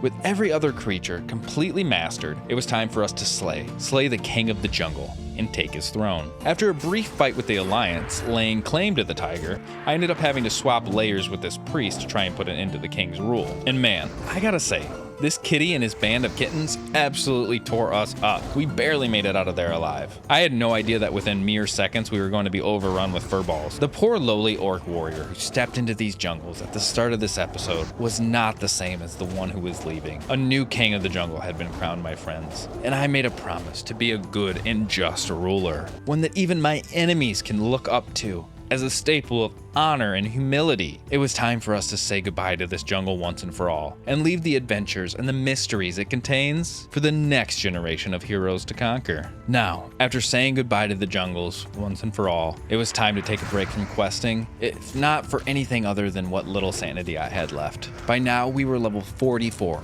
and it was time for us to enter into an archaeological dig site that was masquerading as a dungeon. It was time to return to the Badlands and enter Alderman. And god dang do I love being a tank sometimes, guys. It normally takes like 3 seconds for me to find a group of adventurers and get into a dungeon. Thankfully, this time I found a very capable group that had Alderman completely figured out, which was very helpful because I would have been lost as shit eventually. After wiping out the different collections of enemies such as trogs, dwarves, and sentient statues, including one trog who decided to try and claim my title as king. Slowly but surely, we made our way through this impressively long dungeon until reaching the final boss, Arcadus. And damn, dude, that's a pretty cool name. Now, this guy was a tough son of a bee, I'm not gonna lie. The fight mechanically was fairly simple, however, this giant could hit like a Mack truck, which wasn't too big of an issue for us, as our healer was fairly skilled. The challenge, however, came into play once he started summoning multiple stone statues that were extremely attracted to my healer. Like that strange stalker level of attraction where they just felt like they belonged together. It felt like my taunts were useless in trying to pull them off of poor Joshimu, which eventually resulted in his untimely demise, which thank God he was a shaman with reincarnation. I would have felt horrible about him having to walk all the way back. It was then time to take revenge against Arcadus and put him down to rest for good. And with his defeat, he dropped the Stone Slayer, a badass two-handed sword that was next up on my list of upgrades. That's right, my friends. At level 44, we had finally replaced the Whirlwind Axe that we've had for almost 15 levels. I honestly had grown so accustomed to it that I couldn't bear the thought of selling it. So now it sits tightly inside my bank, where they'll probably stay forever. After completing Alderman, it was now time for us to venture south to the eerie lands of Duskwood that definitely were inspired by a couple Stephen King books. Which honestly, for the first time, I kind of felt a tinge of jealousy at the Alliance for having such a cool zone to quest in. I did have to stop, stretch my legs for a bit, after the long journey that we've been on. Then it was time for us to cut through Deadwind Pass and make our way over to the next questing zone, the Swamp of Sorrows, very reminiscent of Duskwalla Marsh. I actually enjoyed the aesthetic look of the zone, and the quests were all very simple and straightforward. Go here and kill these so that you can collect this, kill a bunch of Murlocs, and collect some ancient troll artifacts. We also did this escort quest that had very questionable pathing. I mean, after it, I had absolutely no questions as to why this guy was caught in the first place. He literally gets broken out of his cage, and his plan to escape is to run straight through the camp of people who captured him. After getting him to safely and turning in all the other quests, it was time for us to hit our goal for the episode, level 45. The journey from level 35 to 45 has been one of the craziest ones yet. We have accomplished so much in the lands of Azeroth up until this point. We have officially passed the halfway point in terms of experience, but we are now reaching the higher echelons of our journey together. The next leg of the journey shall see us reaching higher goals and accolades as we reach one step closer to the final leg of our adventure. I hope you all enjoyed this video. Like always, I appreciate you all so very much, especially the ones who make it this far. And don't forget to subscribe so you don't miss out on any future episodes. And with all that said, this is Deadmans, and I'll see you in the next video. I believe it was Gandhi who once said, "You either die a hero or live long enough to see yourself become a villain." And well, welcome my friends to my villain arc. Ooh, what do we have here? Level 60 rogue? Oh, I got an idea. Let's try and convince this guy that he's got to worry about this level 42 we just killed attacking him while he's fishing. That'll be hilarious if he goes and kills him. Hello. Oh, okay. I guess I could have gathered that by the guild name. I got an idea. Oh, I got an idea, guys. Let's open up some Google Translate real quick. Douchey level 42 warrior attacking people trying to fish. We'll just copy that, and here we go. Oh, I'm gonna freaking just die laughing if this works. He's over there. Okay. No way. Is it gonna work? Oh my god, he's actually really... Oh, here we go, here we go. Oh man, I almost hope for this level 42's sake he's not back. Oh no, he's back. There he is. Oh my god, and he's trying to skin his turtle. Oh my god, I'm a monster. No, no. Oh my god. And this rogue is probably thinking that he's a hero for helping me out. Oh god, and he messaged back too. Oh yeah, I'm going to hell, guys. There's no doubt about it. I'm definitely going to hell. All right, let's just leave the scene of the crime and pretend like that never happened. Well, guys, it's another beautiful sunny day in Azeroth. And in the start of today's adventure, we packed our bags and we headed to the south, to the desert lands of Tanaris. Upon arriving, I was welcomed into the goblin city of Gadzigzan, where a large amount of quests were awaiting my arrival. Holy guys, there are so many freaking quests here. And they're all rewarding like a gold. This one's almost 2 gold. I made sure to collect all the quests before finally making my way out into the Great Sandy Deserts. First on the list of quests was to try and take care of the ever-growing bandit population. It was here that I ran into the dwarfs Carol and O'Carol. What the? Carol and O'Carol? They're like the same person. What the fuck? After about 20 minutes or so, I had finally reduced the bandits' numbers exponentially, and I returned to Gadzigzan. It was there that I was swiftly murdered by a mage almost immediately. Prepare for trouble! Ah! What a guy. What a guy. What an absolute guy. This is the kind of shit that makes people not like the Alliance. Where's he at? Now, I did end up coming back and getting revenge, although I was punished by the local guards who didn't care for my excuse of, he started it. Oh, come on! He started it! He started it! It was then time to head back out to the desert to finish off the remaining bandit forces. After finishing off the last bandit and returning to hand in the quest, this little mother turned me into a pig. Really? Alright boys, you can say I have a short fuse, but after my time spent in Stranglethorn Vale dealing with the Alliance up to this point, I was fed up. It was time to get some revenge. This is where I murdered that level 42 that you saw earlier, and then convinced the nice rogue to do it again. Just cause, yeah. I then continued my way on down the coast to take care of those pirates. It was there that I joined up with a bunch of fellow hordes to try and rock out some of the quests much quicker. You see, I had been farming here for a little over 15 minutes at this point, with plenty of Alliance that were standing around doing the same thing. And not once had I had any issues with them. In fact, they were all fairly courteous and respecting. But that's not what I told my party members. And well, what happened next was just a full-on massacre to any poor Alliance member that made the mistake of entering our cove. It got to the point where I didn't even have to instigate anything. I would literally just sit back and enjoy a snack while they murdered some poor soul just because. What have I done, guys? I think I created a bunch of monsters. After finishing off the remaining pirates, I said goodbye. I realized it was about time for us to enter our next dungeon, Zul'Farrak. Alright guys, it didn't take long to find a group for Zul'Farrak, which honestly is probably one of the only positive things about this entire experience I had. What level are we now, boys? 46? Alright, well that means that I've made it 46 levels without once ever experiencing dungeon group drama. But I can't say that anymore because that ended right here. So we're moving along pretty good. You know, we're killing stuff, we're getting loot, a little silver here and there. You know how it is, you know, dungeon stuff. And eventually we get to this troll boss named Antisol. And long story short, I died. And so did our priest, meaning that only the druid could res.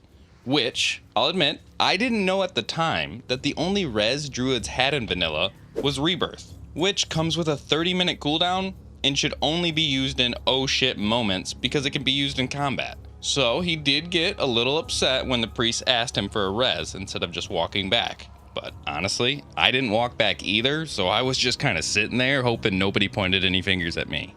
Now this back and forth argument between the priest and druid went on for about 10 minutes. You could have run back by now, but okay. WTF, selfish. Selfish. You guys should kiss. Ike about the mat. Oh my bad, brother, I thought you had a regular res. Y'all would bitch at me if I said the mat anyway. Mau. Until eventually the druid said, Screw you guys, I'm going home. even after I tried to get him to stay. And well, that was basically the end of the group because we disbanded shortly after. So I ended up just joining another group and we were back at it. This time things went a lot smoother and we were able to take down the remainder of the dungeon, this time without any issues. Unfortunately, I wasn't able to snag any gear upgrades, but we did get a lot of quests done and we got a level, so, you know, all's well that ends well. So after that successful run of Zul'Farrak, it was now back to the desert to try and finish up the remainder of the Tanarus quests. Our journey then saw us joining up with an unlikely ally in the form of a human warlock named Naruto Shadow. And I know what you're thinking, dude, he's totally gonna betray him. He's gonna wait for the most opportune time, get what he needs, and then kill him. Shame on you. I am not a complete monster. I'll have you know that I actually defended him when we were all said and done from some hordes that were looking to kill him. See? Now who's the monster? After saving the warlock's life, it was time for us to say goodbye to Tanarus. And tomorrow, our mission was to head into the beautiful zone of Feralis, a zone that was filled to the brim with rushing waterfalls, beautiful treetop canopies clouding the sky, and it was a much needed massive contrast to the endless rolling sand dunes of Tanarus. Oh yeah, and a bunch of Alliance that needed to be taken out. It was there that I arrived at Camp Mohache and gathered all the quests required for the zone. The first one saw me killing some woodpaw furbolgs, which is where I met up with the rogue, Trey Liddy. Together, we would go on to absolutely wreak havoc on every single Alliance that we came across. Honestly, guys, we were having so much fun killing the Alliance that I didn't even realize that we were also rocking all the quests in like no time. I actually really enjoyed my time in Feralis, Alliance killing aside, with it being my first time ever questing in the zone, and I would highly recommend giving it a run through if you've never quested here before. After finishing Feralis, Trey Liddy and I then snuck in a quick Zul'Farrak run, and wouldn't you know it, boys, I finally got my grubby little mitts on some of the coolest plate shoulders in the game, the big bad pauldrons. I feel like shoulders are some of the absolute coolest pieces of upgrades that you can get on your characters in WoW. And I feel like these ones especially fit well with the orc warrior aesthetic. What do you guys think? What piece of equipment really gives you that cool factor? Is it your weapons, helms, or shoulders? For me, it's always been the shoulders. Now, after leaving Zul'Farrak for the last time, Trey Liddy's got off for the night. And since I'm a degenerate, I kept going, and I decided to just run one more dungeon. But not just any old dungeon, guys. It was time for us to enter into one of World of Warcraft's most memorable dungeons, Maraudon. I had a boatload of quests at this point to try and accomplish here, and some of them rewarded some really impactful gear, like the Thrash Blade, and a trinket that I'll likely use until I can hopefully get Hand of Justice. So, go grab some popcorn, and get situated, because I'm going to show you the entire run from start to finish. Yeah, I'm just kidding, because this run took like 2.5 hours to complete, and I had absolutely no idea it was going to take nearly that long. Like, I'm a degenerate, but I started this at like 4 in the morning, so yeah. But nevertheless, it was really nice to get a nostalgic run through one of WoW's largest and most iconic dungeons. Now, exploring Maraudon honestly felt like we were going through a mini raid, as we took down boss after boss, and actually had some large packs of mobs that required some crowd control and intelligent positioning. Some even required some self-sacrifice in order to progress.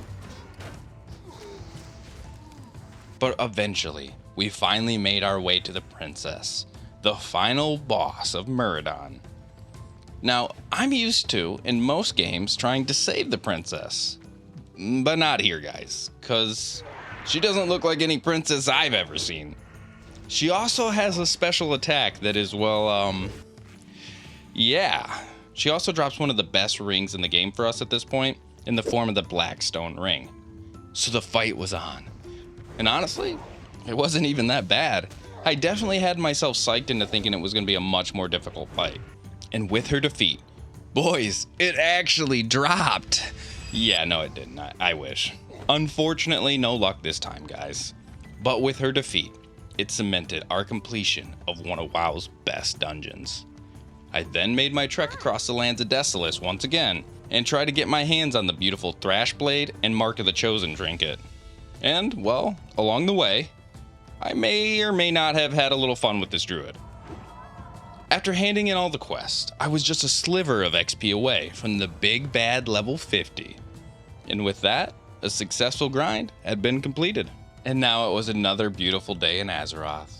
I logged onto a message from my buddy asking if I could come tank a quick run of Scarlet Cathedral for him. Apparently they've had a bad experience with the former tank, and a couple of hunters pulling things and wiping the group.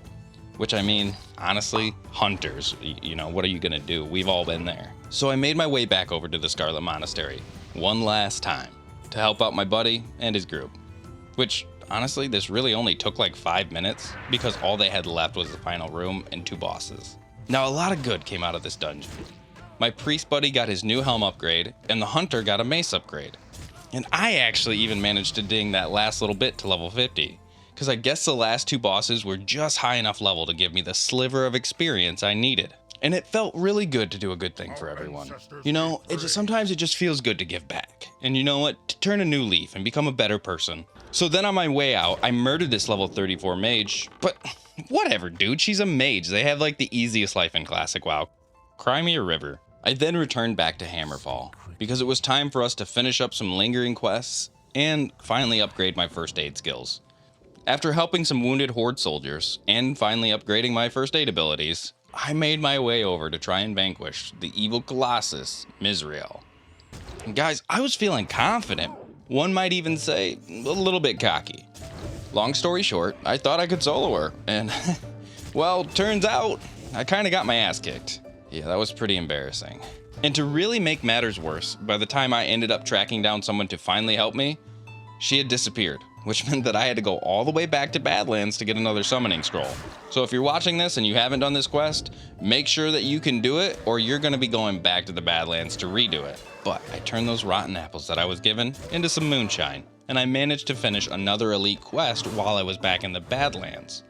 This one actually involved us slaying real dragons. With the help of a druid named Mangy Cat, we finished not only that elite quest, but we did eventually travel back to Hammerfall together to take on Misriel once again. This time, we were able to finish it. Barely. As Mangy Cat put it, by our ball skin. that meant that both the elite quests that have been looming over my head were now completed. And with a more freed up quest log, it was time for us to enter our next zone. One that honestly, I don't think I've ever been to before. It was time for us to enter the Hinterlands. With its tall pine-filled forests and beautiful dwarven architecture built right into the side of mountains, it was here that I truly fell in love with the zone's relaxed questing vibe. It was basically just a large amount of go and kill X amount of elves, wolves, or trolls, which are truly my favorite quests in this game. I know they don't offer much in the aspect of lore, but they're a lot easier to accomplish than trying to kill, like, say, 500 wolves for 3 paws. Oh, and you can't forget waterfalls. I do love me some waterfalls. This is also the place where we would be rewarded with one of the best trinkets. However, in order to receive this trinket, it required me going and killing some very strong troll elites, which I was not going to be able to do solo. So I had to elicit the help of a band of fellow brave adventurers. Now, once together, we made our way into the troll ruins of Jinthor Alor. I think that's how you pronounce it. I don't know, don't flame me. And began decimating each and every troll that we came across as we made our way into the back end of the ruins. Eventually, we arrived at what seemed to be a sacrificial altar that was guarded by the evil priestess named Hex, which I like that name. That's pretty cool. I see what they did there. After a one-sided beatdown with the troll priestess, we were able to rescue the troll elder named Torntusk, who then requested us to fight our way through the nearby cave, enslave, I'm gonna try and pronounce this, Hitaya, yeah, I don't know, the Keeper, who I presumed was the leader of the trolls. After a long battle, we made our way to the back end of the cave system and took down Hitataya and her Amani guards. This was also the location of an ancient egg that I was tasked with bringing back to Tanaris.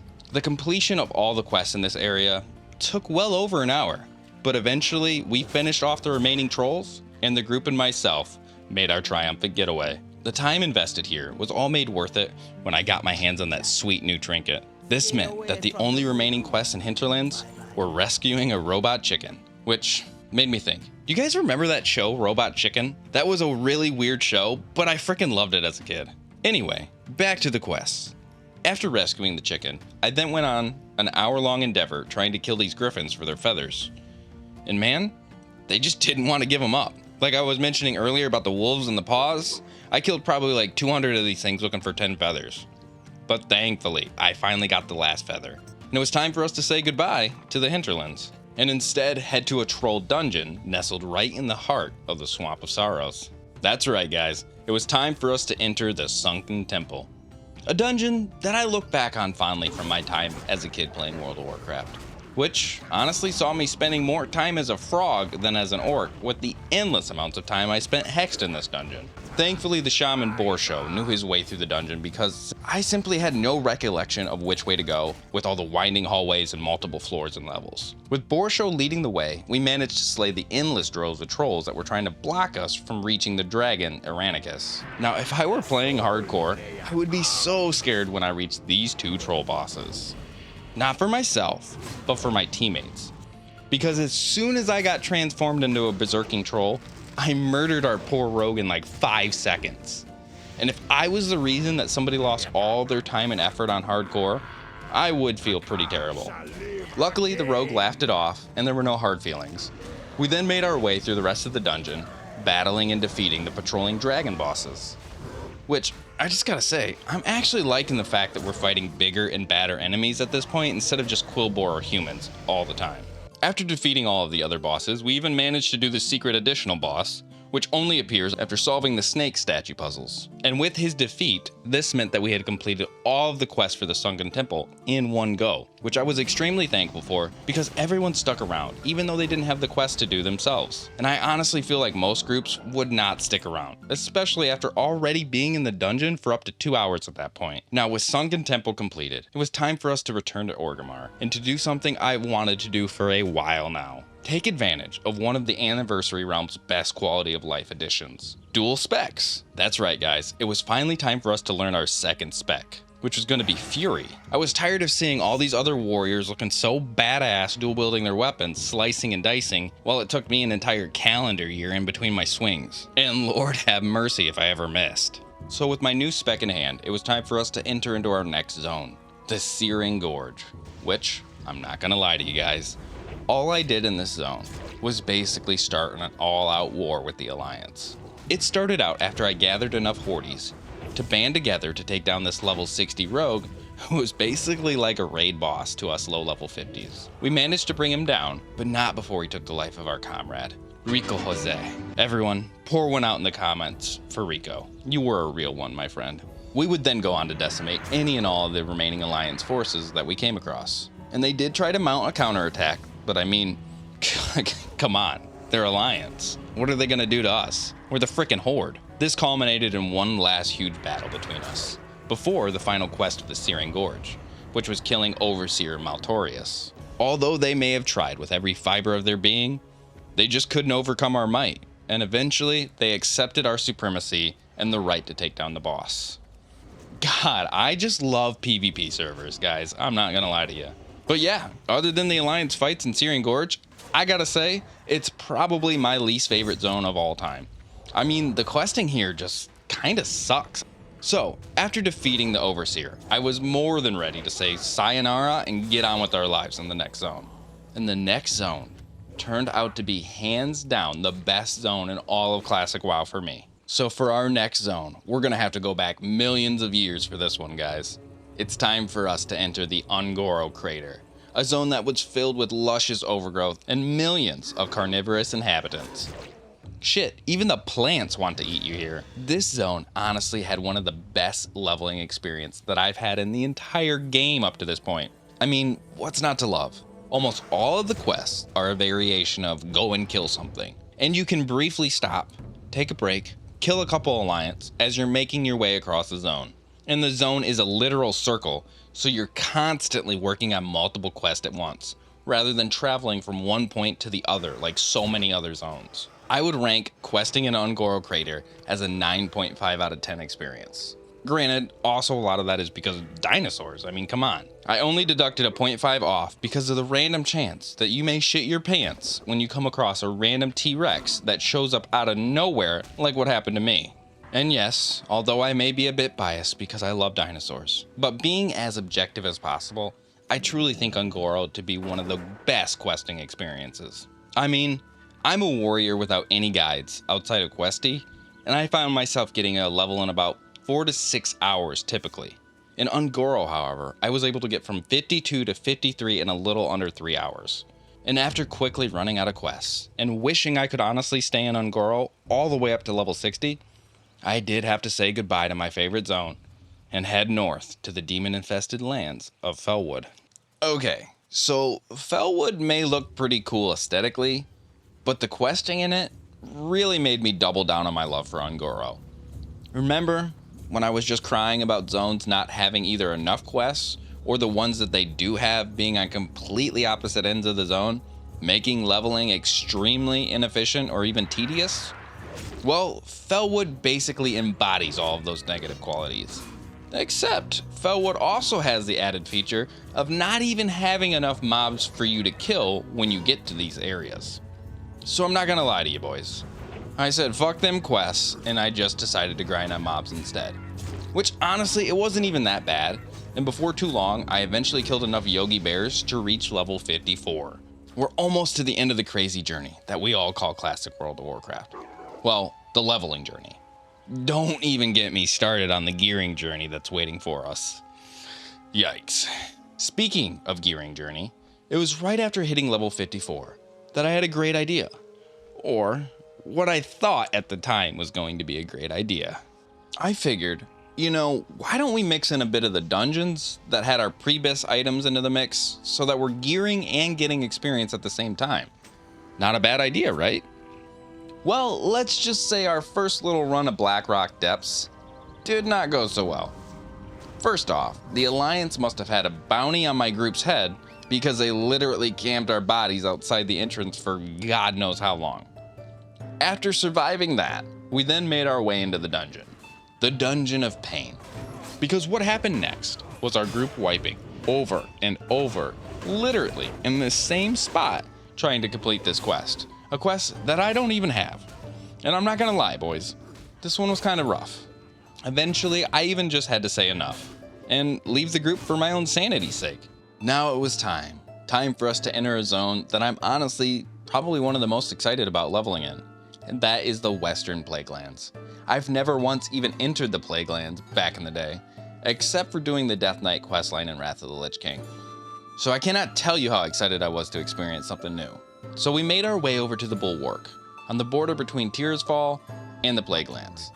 And this is where I met two very kind adventurers in the form of Aziria and Ozul. Not only were they very good listeners about my feelings towards the life of being a tank, they also gave me a handful of helpful goodies and buffs for my soon-to-be very difficult life in the Plaguelands. I then bid them goodbye as I began my dramatic beginning into the Plaguelands. And well, that lasted for about 10 seconds before I realized I forgot a quest item back at the Bulwark, and when I arrived, I was promptly called out for it by Azera. Luckily, she then decided to give me a hand with the first quest, as she said it could be kind of a doozy for a warrior to complete with as many mobs as there are, and I'm man enough to take a helping hand when it comes to questing as a warrior. Now, watching her burn down all the mobs when we got there with ease is something I do have to say is quite impressive, as I'm sitting there knowing that if I accidentally pull 2 mobs, I'm gonna have to probably use some cooldowns and strategic moves to try and survive. But with that quest completed, I bid them adieu, and it was now time for us to make our way on our own to try and conquer the Plaguelands. And let me start out by saying, I absolutely love the Scourge feel of the Plaguelands. Wrath of the Lich King is probably one of my most favorite expansions of all time, but damn can this zone be punishing, guys. The aggro range on some of these mobs is downright insane. Not to mention, if you're not on a disease curing class, some of these debuffs are insane, like taking 200 damage every 10 seconds. I'm not gonna lie to you, this zone kinda kicked my ass. As I powered through for a good while just trying to brute force my way through the mobs, thankfully, they all seemed to drop good amounts of rune cloth, which allowed me to keep up on the bandages that I was going through left and right. I even eventually ran into Chromie, the only gnome that will get a pass in my book. Eventually, it became apparent that the juice just wasn't worth the squeeze of trying to tough it out in the zone, and it was time for me to pack my bags and find a new home for me to quest in. So in the Burning Steps, I found myself grinding out the last remainder of level 54 on ogres and completing a handful of quests. Once completed, I handed those back in at Kargath. Miscounting how much experience I actually needed to hand in, I actually had to sneak back into the Searing Gorge to kill one last mob, just to hit that sweet level of 55. Wow, guys. What an incredible journey we've had here together. To think it feels like just yesterday, we were only level 1. Starting out our adventure picking cactus apples in the Valley of Trials. Now look at us, we're level friggin' 55. And we're now on the final stretch of the adventure to the endgame. I'm super excited about finally reaching the endgame and trying out dungeons in their original variations that I've never done before, like Dire Maul and Blackrock Spire. The next episode is going to be the final push to the max level, along with trying to knock off a bunch of pre-biz items along the way, and really delving into trying to perfect my rotation and spec and get into the most challenging content that Classic has to offer. If you did like this video and you haven't played Classic before, and maybe you're worried about if it's too late to join in or not, make sure to watch my last video where I go over why it's never too late to join in on the Classic experience. Once again, thank you all for watching, and I'll see you guys in the next video, where I may have come up with one of World of Warcraft's hardest challenges yet. Every choice that we've made, every road that we've taken, and every challenge that we've overcome has all led up to these final moments. Welcome, everyone, to the end of my Classic WoW leveling journey. Together, we've experienced the world of Azeroth, level by level and bit by bit, and it's finally time for the last leg of our adventure together. So with the end game looming closer and closer, I wanted to head into these final levels feeling motivated and organized. And after doing some pretty extensive research, I've narrowed down a more personalized list of all of the pre-biz items that we're gonna need. This is basically just something for us to strive for as we progress through these last 5 levels. Now, a lot of this is going to be completely luck-based. With things like the Savage Gladiator Chain or Hand of Justice Trinket, you may honestly never even see these items drop a single time. But for the most part, I'm pretty hopeful that a lot of these items should be obtainable for us. Now, with that out of the way, let's get into today's episode. I started off the first day of the adventure by immediately getting invited to a spell cleave group. They were apparently doing a Blackrock's Depths dungeon run, and they needed a tank, which turned out to be basically a win-win for me. All I had to do was go in and occasionally tank the bosses, while a bunch of casters did all the dirty work. This also meant that if any of our pre-bis loot drops, I'd basically be rolling unopposed. And honestly, the run went smooth. And although we may have not have gotten any drops by the end of it, I did manage to get a bunch of experience off of it. Actually, almost half a level in about an hour and a half. When you compare that to my usual 4 to 6 hours, it's a night and day difference. After the dungeon, I then made my way over to Fellwood in an attempt to try and get some Timbermaw reps so I could enter Winterspring, hopefully without having to fight through a den of angry Forbolts this time. And it was there that I met up with Velens and Hedera, who were 2 level 60s who were farming rep for their twinks that were parked nearby. Immediately, they offered me a spot in the group. I couldn't say no, because in only an hour, we had gained the remaining half of our level. Even at this point, I am still truly amazed sometimes at what mages are capable of doing. Eventually, we all had to say our goodbyes, as it was time for me to turn in the quest that I had to kill the Forbold, and they were getting off for the night. And these quests ended up bringing us up to level 56, meaning that we only had 4 remaining levels till the end game. Now, it was another new day in Azeroth, and we were level 56. And after much deliberation, I decided to finally bite the bullet and spend some of this gold that I've been collecting. And I did this by purchasing some of our pre-bis items. First one on the list was going to be the Axe of the Deep Woods. For being a pre-bis weapon, selling for only 50 gold, I viewed it as a complete win in my book. Next up on the list was going to be the first part of a beautiful 2-piece set, the Devilsaur set, and I got it in the form of the gauntlets.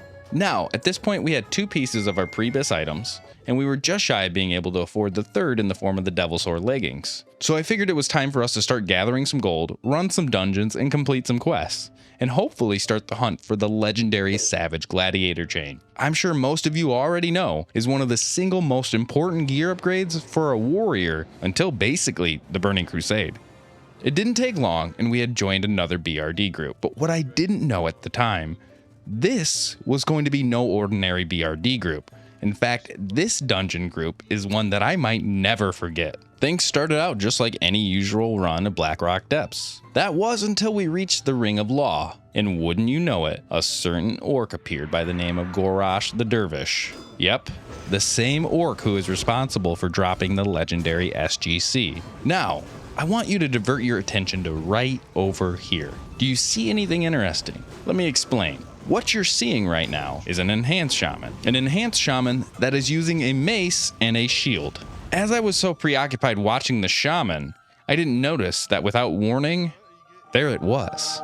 In all of its glory, the item that had single-handedly claimed thousands of different warriors' sanity was laying right in front of me. And 10 seconds later, that same shaman you watched do 13 DPS became the proud new owner of an SGC. The shaman has won it by beating me for 4 rows! Now, alright, I know that shaman was likely a new player. Judging by what we just witnessed, I'm sure of it. And he probably most likely has no idea just how important SGC is to a warrior. But my god, guys, even rewatching this footage as I'm editing is tearing me up inside. So, at that point, I'm not gonna lie, I was pretty pissed and a little disheartened. I even asked the other warrior if we should throw the shaman out the window. And we had a little heart-to-heart as to how we're feeling right about now. Looking on the bright side, we managed to complete a bunch of quests, so I guess it wasn't a total loss. We did also manage to collect the remaining amount of gold I needed for our 3rd upgrade. This gold gave us the perfect amount to purchase the remaining piece of our Devilsaur set, and although we were now broke with only 20 gold to our name and our hearts completely smashed to 1,000 pieces, we did have 3 of the 17 pieces of Prebis, and we're sitting right on the cusp of level 57. I decided it was now time for us to travel to the Blasted Lands in search of a trinket that had just been released in Phase 3, the Diamond Flask. This trinket is actually so powerful that we may never replace it in all of vanilla. And to think that it comes from a relatively simple questline that just has you killing some Hellboars and some cultists was kind of mind-blowing. Now, seeing the combinations of these Hellboars and this scorched earth scenery really started to seep in some hard flashbacks to Hellfire Peninsula, and it really made me pretty giddy to see TBC in its full glory. How about you guys? Are you excited for the Burning Crusade this time around? Personally, I can't wait to experience the beginning days of TBC because when I first started playing, it was already halfway finished. Now, the final part of this trinket questline saw us going back into Sunken Temple and slaying a bunch of trolls to gather their voodoo feathers. And this task was actually surprisingly easier than I would have expected. The 4 of us had the quest wrapped up in like 15 minutes, which meant we were now level 57, with already having 4 of our pre-bis items. Although the wounds were still very fresh, I had no choice. It was time for us to start spamming some more BRD runs to try and gather some more items, but also finish all of these quest lines that were really starting to stockpile up in my quest log.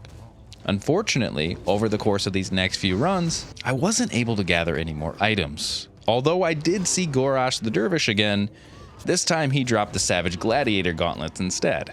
But eventually, we did make our way all the way to the end of the dungeon and finally faced off against the Dwarf Emperor, Dagran Thracian. At the time, I was extremely hopeful for a chance at Iron Foe, an extremely rare epic mace, which is considered to be the best in slot Fury Warrior weapon for a very long time. But, alas, unfortunately, it was not in the cards for us today, my friends. With Blackrock Depths fully completed, it was time for us to leave the volcanic city of the Dark Irons behind and head over to the chilly mountains of Alterac. That's right, it was now time for us to finish out level 57 by heading straight into Alterac Valley. Now, I'm pretty sure a lot of you people are probably so disgusted at the sight of Alterac Valley that you probably don't care to see another one as long as you live. But I, on the other hand, was actually extremely excited to enter into our first battleground, and I've always held battlegrounds as some of the most enjoyable content that World of Warcraft has to offer. Our first run of Alterac Valley went rather smoothly.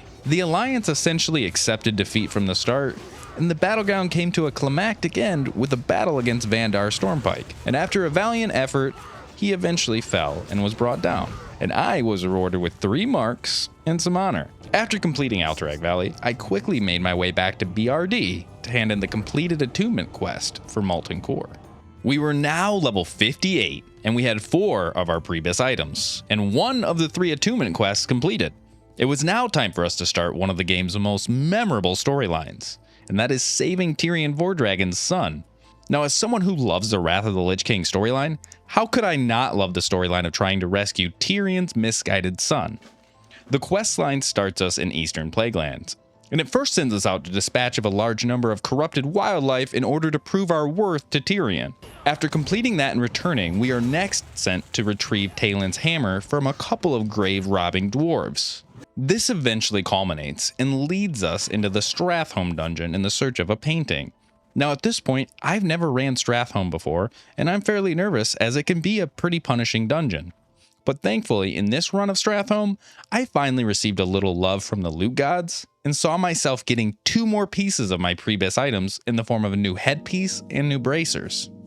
Thankfully, I was just a DPS, so I just followed along as the tank and everybody else started clearing the dungeon, and eventually we made our way to the final boss of Strathhome, which turned out to be an undercover dreadlord causing chaos from inside the ranks of the Scarlet Crusade. And here, I actually remembered to grab the painting after we completed the quest, which was probably the first time that I've ever remembered to actually do that. It was also in this dungeon that we basically hit level 59.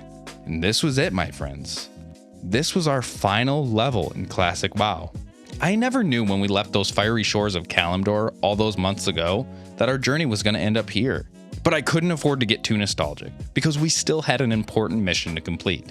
It was now time for us to sneak deep into the Scarlet's base of Hearthglen. We were going to go under the ruse of being a Scarlet Crusader, thanks to the Gnomish Hag and her magic. It was finally time to rescue Talon Fordring. After making our way there and invading the Scarlet Fortress of Hearthglen, we snuck past countless clueless guards until I found and informed Talon of his father's words. Together, we then made our cinematic escape out of Hearthglen. Eventually arriving at outside of the encampment, we were approached by a high-ranking Scarlet Inquisitor, and the fight was on. Unfortunately, during this fight, we would actually witness the surprising death of Talon Fordring, and his fate seemed to be the same for us. Tyrion showed up and laid waste to his son's murderers, and with tears in his eyes, rewarded me with an amazing neck slot piece, the Mark of Fordring, which just so happens to be my neck pre-bis.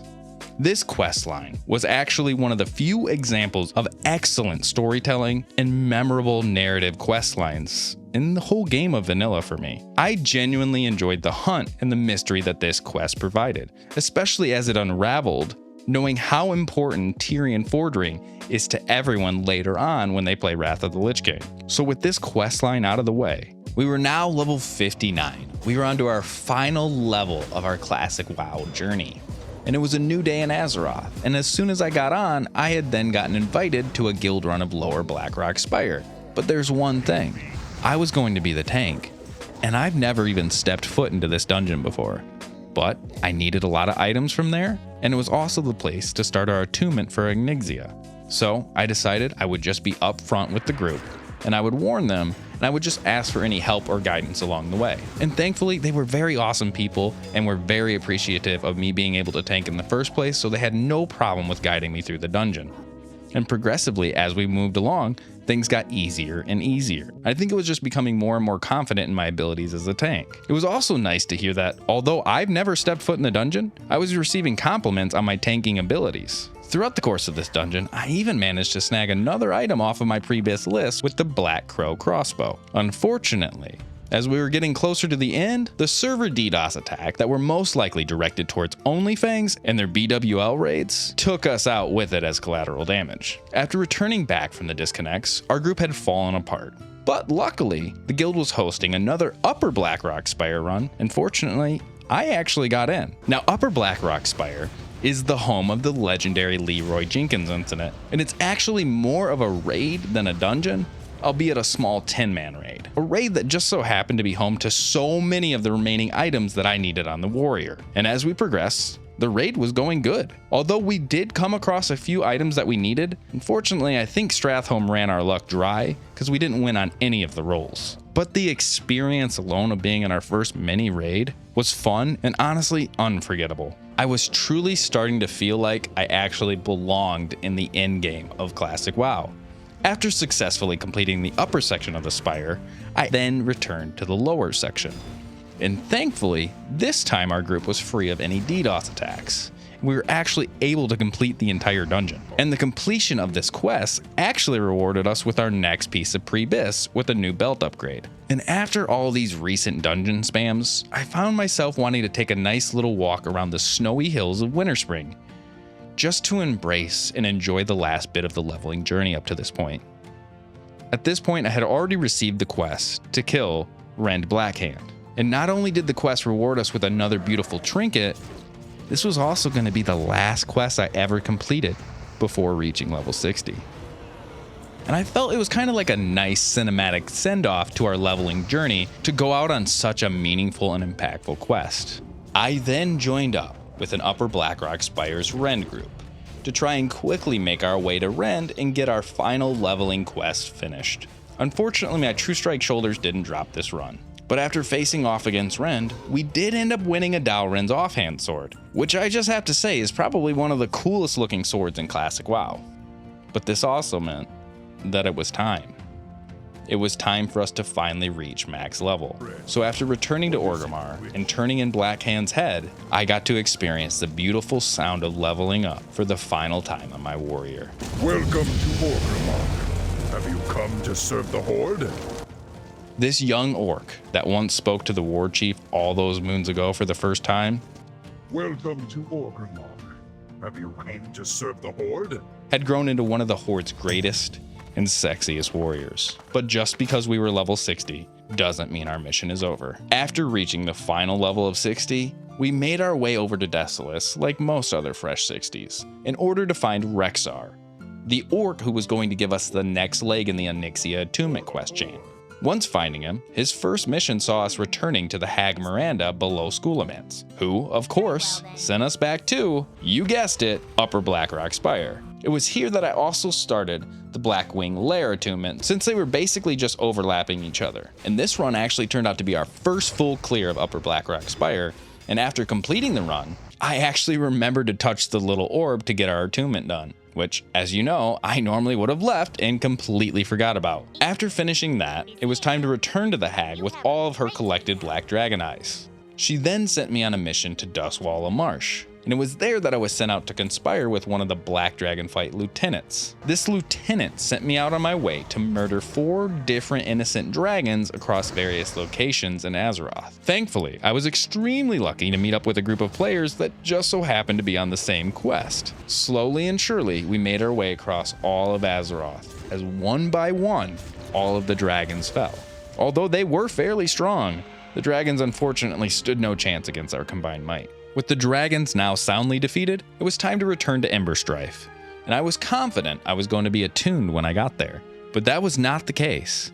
It was not the case because we still had to return to Upper Blackrock Spire one more time, this time to gain the General's blood, which I honestly still need about 3 more items from this place, so it's kind of a win-win to go there anyway. And once again, my shoulders dropped. However, once again, I did not win them. Eventually, we fought our way through the dungeon and even slayed the General Dracasath. He did also drop the Draconian Deflector Shield, but because I was just a DPS, I didn't feel like it was very fair to roll on this when the tank actually needs it. But this was it. We now took the journey back to Desolace, and eventually Feralis to find Rexar one last time. When we did, we were rewarded with a Drakefire Amulet, which now allowed us entry into Onyxia's lair. We had now reached level 60, we had completed all 3 raid attunements, and at this point in time, we even managed to knock out 10 of our 17 Prebis items. Over these last 200 hours, I've really learned to love and appreciate the simplistic fulfillment that this game brings. It has taught me to appreciate the journey rather than the last chapter. And I will forever be grateful for my time here on Classic WoW and for my time spent here with you guys. When I started this journey over 3 months ago, I had just reached around 600 subs here on YouTube, and now we've already doubled that. I could not be more appreciative of you guys for watching and hopefully enjoying my content. I also wanted to let you know that although we're level 60 and our leveling journey has finally concluded, the warrior's journey does not stop here, because we still have to see Molten Core, Onyxia, and finally Blackwing Lair before our journey will actually feel fulfilled. And we still have to complete our Prebis. But I would like to give you guys a little heads up as to what I'm working on behind the scenes. With the recent announcement of Season 8 of Season of Discovery, I figured I would regret it if I didn't at least try the game mode before its completion. So that's our next goal, to take on and complete Season of Discovery. Like always, this is Deadmans, and I thank you all for being here, and I'll see you all in the next video.